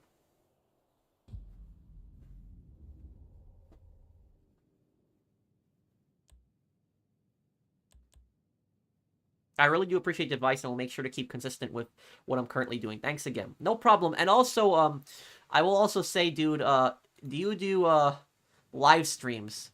I will say, try to do live streams, because that's also a good way to pick up viewers. And you do a lot of shorts, which shorts are a great way to grow a channel, and I see shorts are the most popular on your channel. So yeah, keep doing shorts. I'm not good at making shorts. I don't have nearly as many shorts as you. I try to make shorts, but I'm just not good at them. Wait, what just happened? Okay, yeah.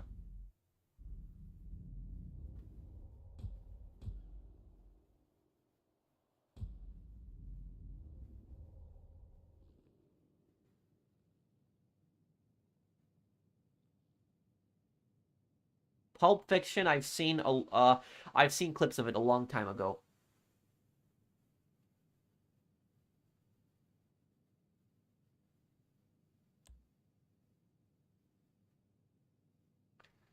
Good luck on the heist, my friend. Thank you, Oscar.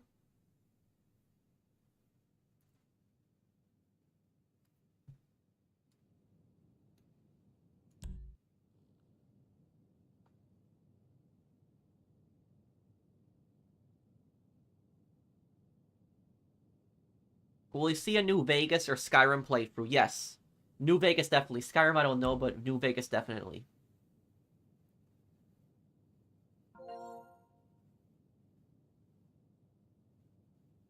I would not want to hire any of those agency people, Gunner, because they're all bad people. Hey, Stefan, Mark, yeah, keep the Watch Dogs outfits on. These are good. Yeah, I like these. Okay.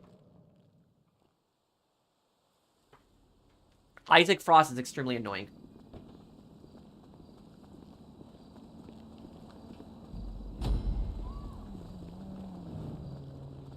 Okay, we're going in through the side door.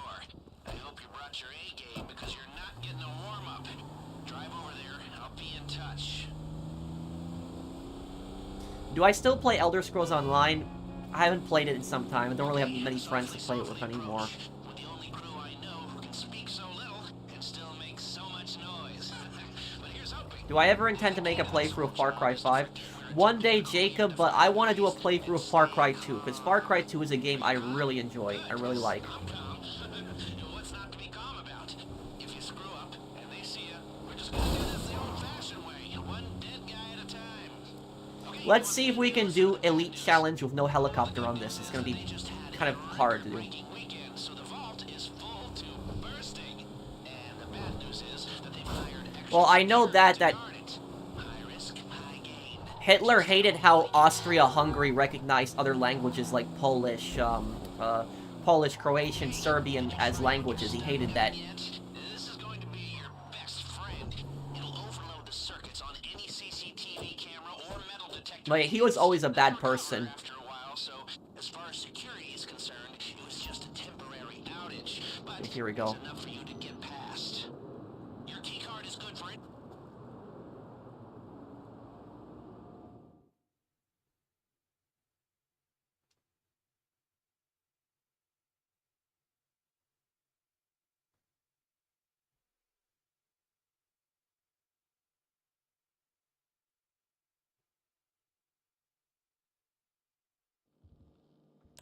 Metal detectors up ahead. You'll need to find the fuse box on the side of the unit, take it out with a stun gun, and get through before it recovers.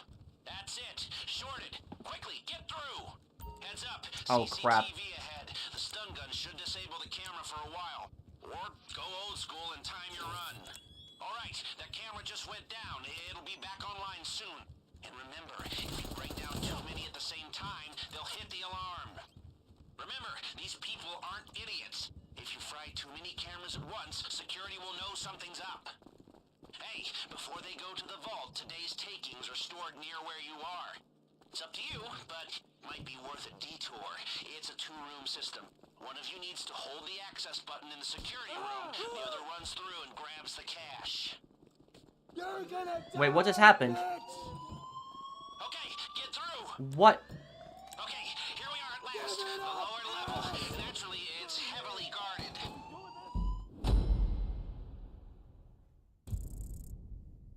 No, Gunner, they would not be able to. I might make a short talking about that. Has YouTube done the feature where they allow 3-minute shorts? Have they added that yet? Are 3-minute shorts allowed yet?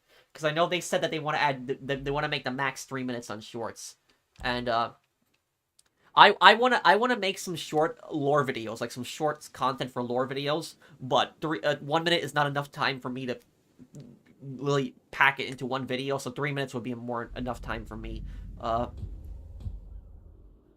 Because I actually want to make a video on exactly that topic, what you said right there, Gunner, talking about if the Mafia could actually pull it off. It's actually something I planned on doing.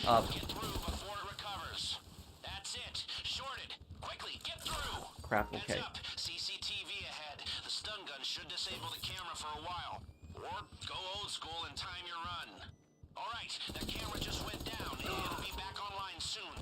And remember, if you bring down too many at the same time, they'll hit the alarm. Remember, these people aren't idiots. Without a sound. Hey, before they go to the vault, today's takings are stored near where you are. It's up to you, but might be worth a detour. It's a two-room system. One of you needs to hold the access button in the security room. The other runs through and grabs the cash. Nice, straight through. Okay, here we are at last, the lower level. Naturally, it's heavily guarded. Heads up, CCTV ahead. The stun gun should disable the camera for a while. Or go old school and time your run. You're so close. See that security checkpoint? The man. Wait, go back, get back, get back. The key card's earning its keep, huh?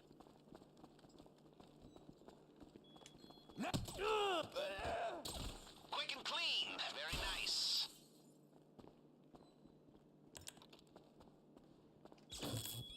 See that? That's your man trap, so pay attention. You'll have to swipe both vault key cards simultaneously at separate control panels. That unlocks the system, but even then, we can't open both the inner and the outer doors simultaneously. Everyone needs to get inside so we can close the first door and then open the second. We need one person with... Get everyone inside the man trap now. I can keep the first door open until you're set. I'll deal with him later on.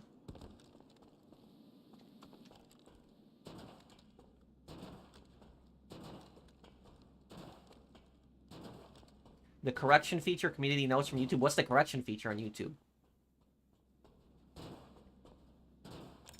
Okay, so far so bueno.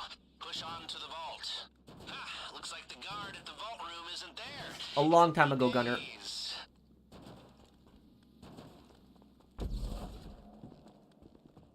I know this is a special moment for you down there, but trust me, it's about to get a lot more special on the other side of that door.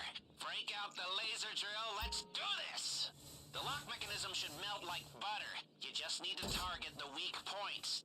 Don't rush. If you push the drill too hard, it'll overheat. We're not on a time limit until we're inside. And number 3.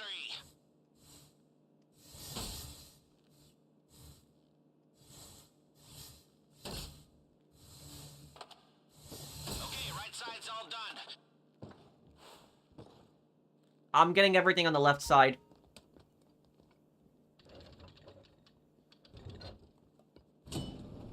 A Red Dead Redemption 2 cosplay? Well, I kind of do it on my Red Dead Redemption 2 streams. Did somebody say diamonds? You should have. Right there, on the carts. Good news. Here we go. Stayed under the radar. We have a little more time here. Now, your hacker can block the security sensors while you're in the vault, but only for a while. If the system goes quiet for too long, it triggers the alarm as a failsafe. And, did I mention that if the alarm goes off in here, they'll flood the place with nerve agent? No? Okay, well, I'm mentioning it now. There we go.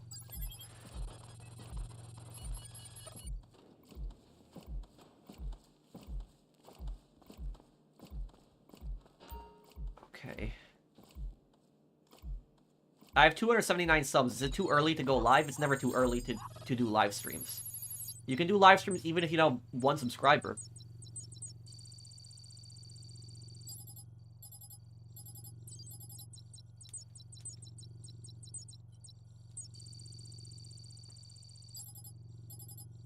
How'd you become so good at the hacking? Just practice and just memorizing it. And the thing about the hacking is I just remember the pictures. So instead of remembering, like, the looking at the side, I just look at the pictures. And I remember the pictures, and I see that was the options.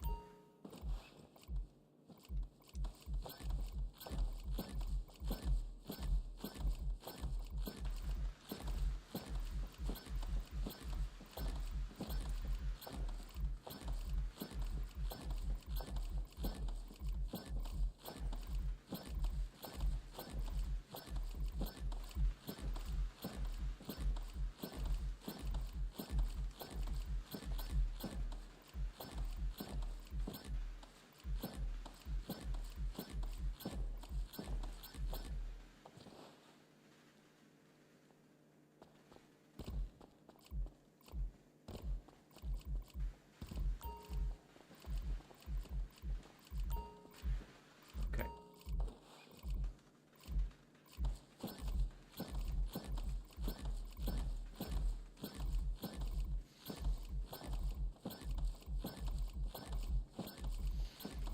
Okay, I think we're gonna be good here.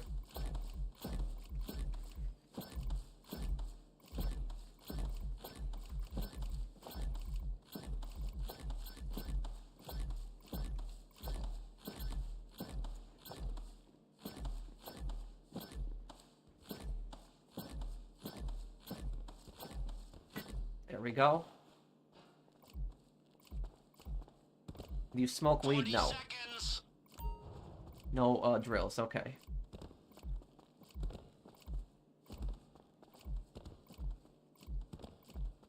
Seconds before the failsafe alarm, so make the most of it.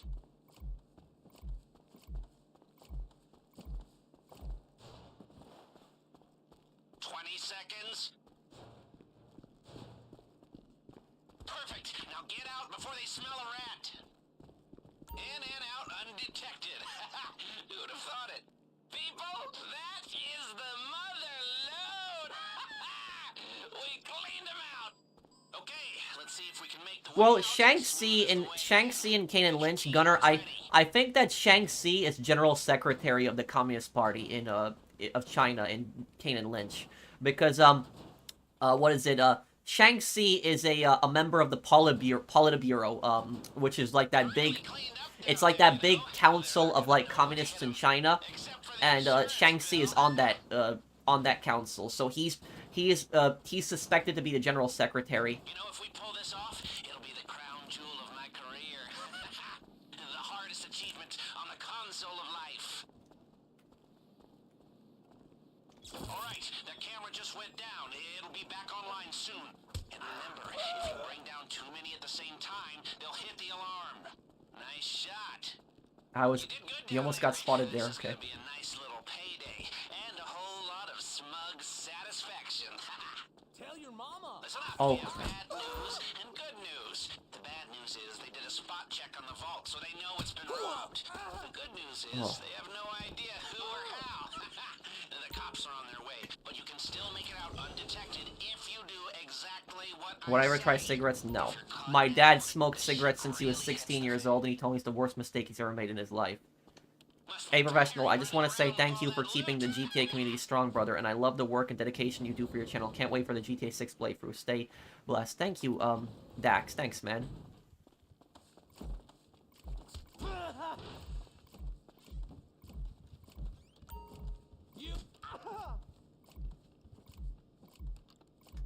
Thank you, Dax. I've missed this. Once I've beaten Vanilla Skyrim on my Xbox 360, I'm gonna download the Anniversary Edition on my Xbox One. I bought Skyrim so many times. It's one of my favorite games. I want to see Elder Scrolls 6 come out. I felt like garbage lately. I hope therapy helps. Don't feel like garbage, dude. You can always talk to me if you want to talk to somebody. I know what you're making fun of. They're amateur.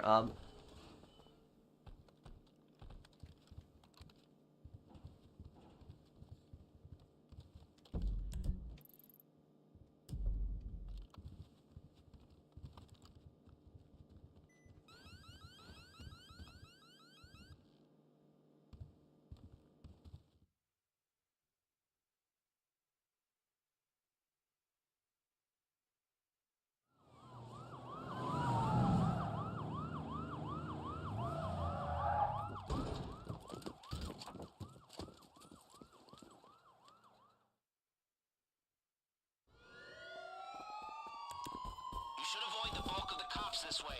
The only thing that matters is making it to your ride. Remember, they know the vault's been hit, but they don't know who you are or where you are. They have patrols sweeping the whole place, and all the civilians have been evacuated. So if they see you, they'll know it's you. So just stay out of their way, keep your cool, and get to the buyer. The driver has the getaway car in position. I've pinged you the GPS. Get to the buyer, don't Okay, bring here we the go. cops, and we're home free.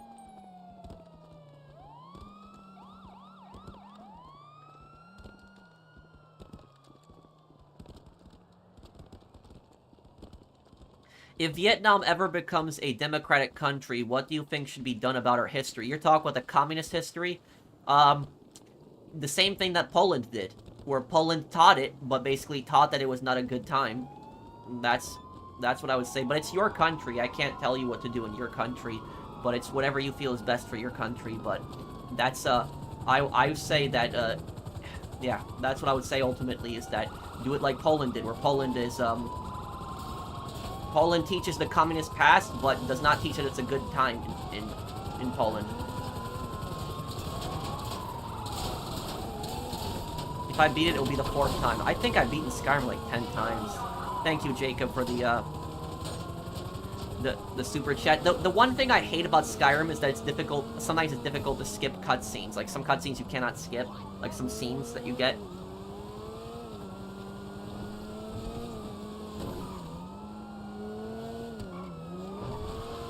Is it possible to do this without the cops knowing? You can get in the car without getting spotted by the cops. Yes, it's possible.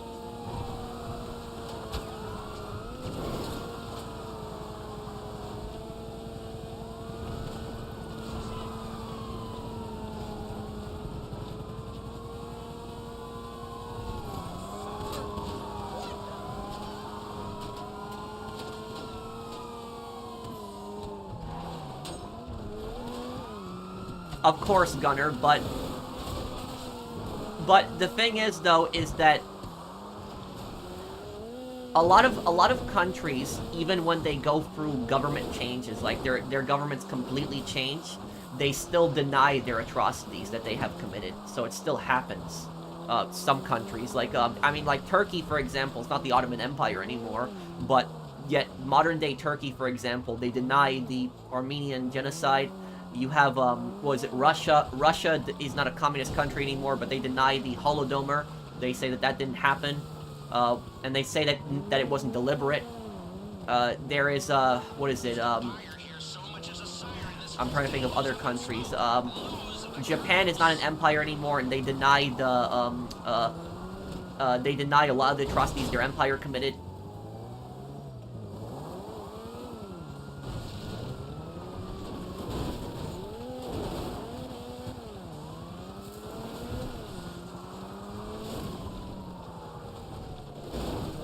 Serbia, yep, Serbia also denies the atrocities that they committed, like the Bosnian genocide.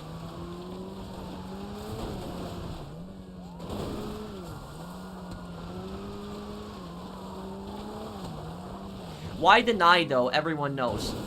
The reason that countries deny genocide and deny horrible things that they've done is for two reasons. Two reasons that countries deny massacres and genocide. The reason that countries deny stuff like that is because it's a combination of both pride and shame. That's what I would say about it. Is that they are so proud of their country that they cannot admit that their country has done something so horrible, so evil. They can't admit that. And the other thing is shame. Is that they would be ashamed to admit that their country did something like that. There are politicians in Croatia that deny what the Ustasha did. Yes.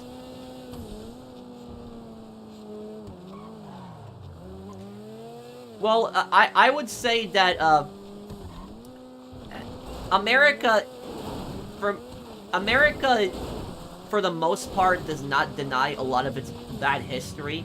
But I would say the number one bad thing that America denies in its history is not even the entire country, but I would say that there is, because when I went to school and I learned American history, I learned about the bad things that America did. I learned about the bad things that my government did, like, you know, displacing the Native Americans, you know, slavery.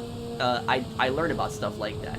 But I will say that the number one thing that the United States, and the United States also has this issue too, is that there are people, like millions of people in America, that, for example, they think that the Civil War had nothing to do with slavery. They think that the Civil War was like a states' rights war, and so there's a lot of people that believe that, which is total nonsense. But there's people out there that actually think that way. They think that the Civil War had nothing to do with slavery when it did. What, not so fast, Phoenix? I think the next GTA should be set in Chicago. It's the best setting for the series aside from Watch Dogs 1. I'd like to see it go back to Las Venturas, but I wouldn't mind Chicago 2, Dax.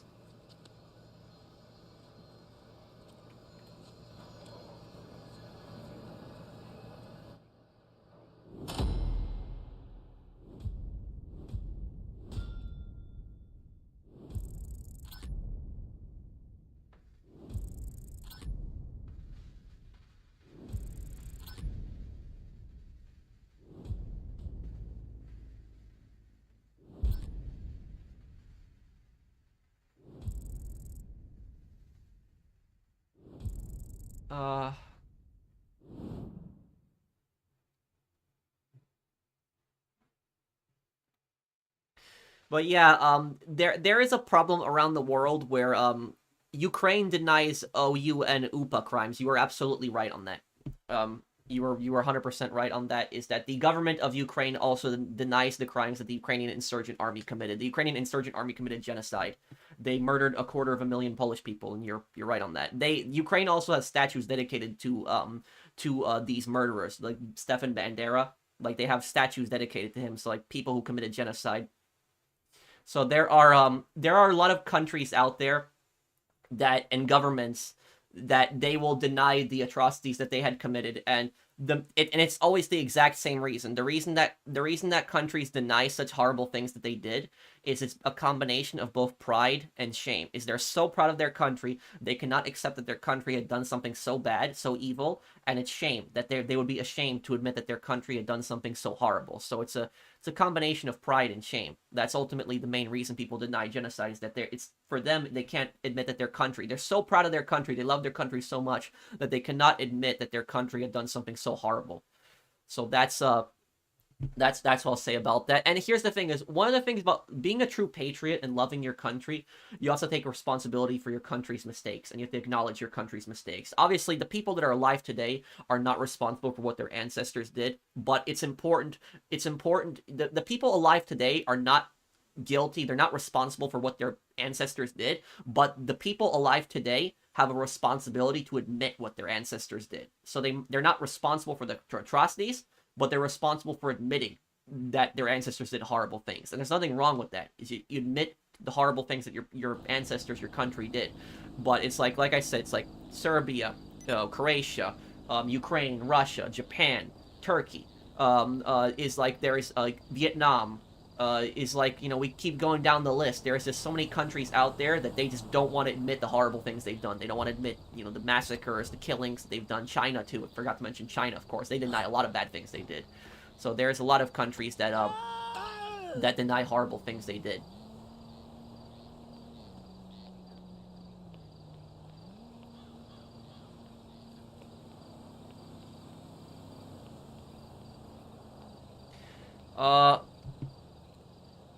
If you don't learn from history, you're doomed to repeat it.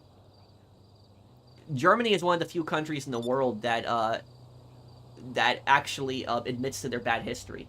There's not that many countries out there that actually admit to all their bad history. Germany is one of the few countries that does.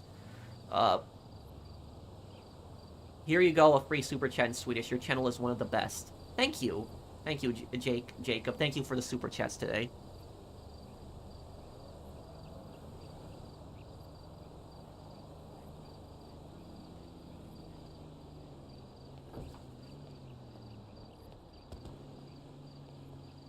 People today are not responsible for what their ancestors did, but they have a responsibility to admit to the bad things their ancestors did. You can't cover up the history. You can't deny the history. You have to admit to what your ancestors did. Let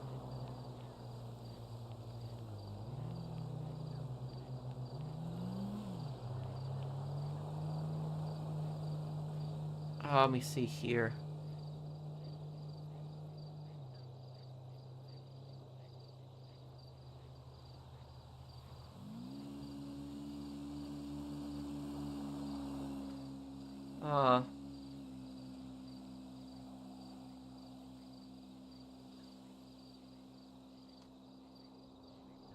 Would I agree that World War I was the worst war, since most countries in Europe wanted to expand and conquer each other, when the monarchs and nobles aristocrats are to blame for starting it? Well, World War I was basically just a giant power grab. That's all it was, is that these greedy empires, these greedy monarchies, these aristocrats, these kings and queens, they just wanted to basically steal each other's empires, steal each other's colonies, steal each other's land and resources, and that's ultimately what it was. It was just empires trying to take over other empires. So, like, World War I, really, all sides were bad guys in World War I, when you think about it. World War II, it was clear who was the bad guys. It was the Axis. But in World War I, it was, it's not really clear who the bad guys are in World War I, because both sides are bad.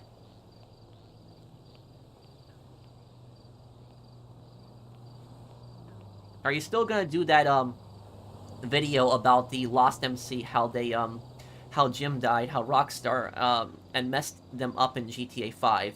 Yeah, I just don't know when I'll do it, but I'll do it, Jaden. I will.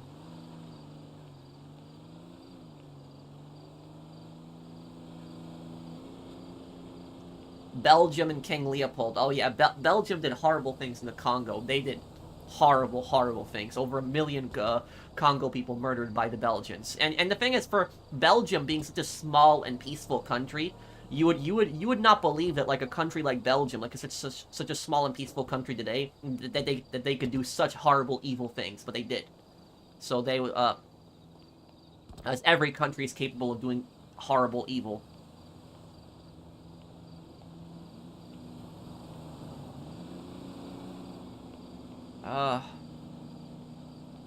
Can you please give me live ideas? Use a webcam. Use a webcam, use a mic, talk to your viewers. People like it when you talk to their viewers. Does Belgium deny those crimes? I have no idea. I'm not a Belgian, so I don't know if Belgium denies the crimes that Leopold committed. I don't know.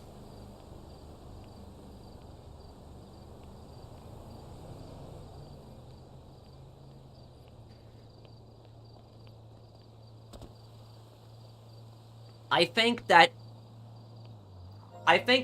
biggest mistake America made at the end of World War II was that America did not de-imperialize Japan. So, like, how America denazified Germany, America should have done de-imperialism in Japan, and educated the Japanese and public, and showed the Japanese public the atrocities that their empire had committed.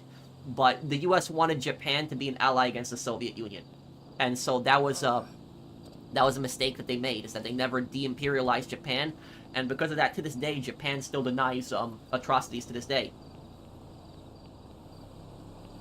Japan's a peaceful country today, don't get me wrong, but it's messed up that they denied the horrible things their empire had done.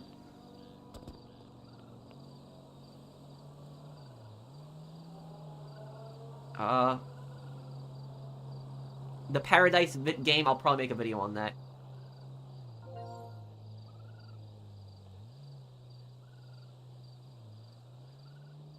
Crackdown? Yeah, I could play that one day.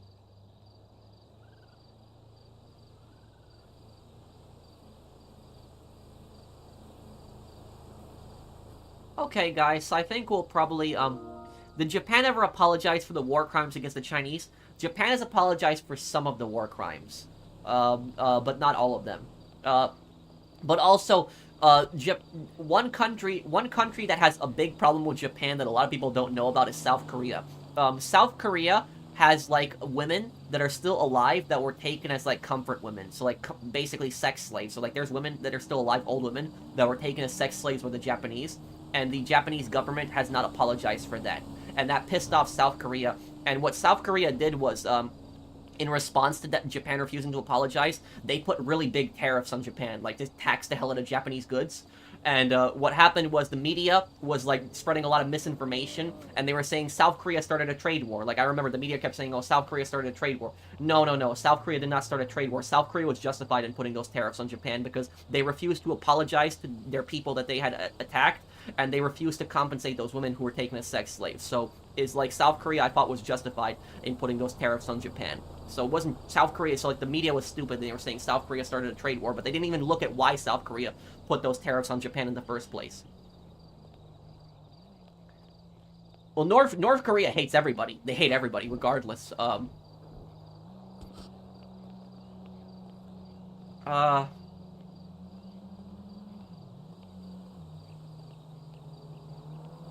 How do you end up not hating humanity the more you learn about history? That you learn that there's... that every single time period in history, even when it was the darkest periods of history, when the worst things were happening, the worst massacres and genocides, you always had good people that stood up to it and basically said, no, you know, we're gonna stand up against this. And they fought, and some of them survived, some of them died fighting to stop it. But throughout history, no matter what time period it is, there was always good people that stood up to try to stop it. Sometimes they were successful, sometimes they weren't. But there was always people who tried to stand up and stop it. And that's basically, that's one thing you can't hate humanity for that. Is that, it doesn't make you lose hope, it gives you hope in humanity. But there's always good people out there throughout history that try to stop it. I agree that Oppressor Mark II, doesn't belong in GT Online. Oh yeah, I would agree with you there, right, Sean? A lot of Nazi generals were hired by NATO after World War II. There was a lot of, and the V2 rocket scientists, those guys deserve to get hanged. But a lot of them went scot-free after the war. Shiro Issei, he was a Japanese scientist who managed Unit 731. He was never prosecuted for his war crimes. He should have been hanged. That guy was evil. Pure evil.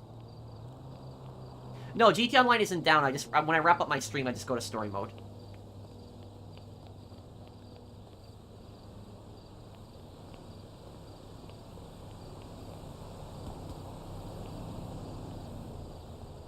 It's nice that I made it to the stream. Like I say on my own channel, have a nice day, and stay brutal. Thank you, Jacob. Thank you for the super chat. Thanks, man. Okay, guys, thanks for your videos. We never really talk, but your, videos cheer me up most of the time. Thank you, Sasha. Well, I guess I will be going here, guys. Thank you guys for hanging out with me. I will probably have the next part of San Andreas up for you guys tomorrow. Thank you guys for watching, and I hope that you guys have a good Sunday night. Oh, and thank you, Golden, for sponsoring my channel. Thank you, thank you, man. Well, I will see you guys on the next one. Take care, everyone. Have a wonderful day, guys.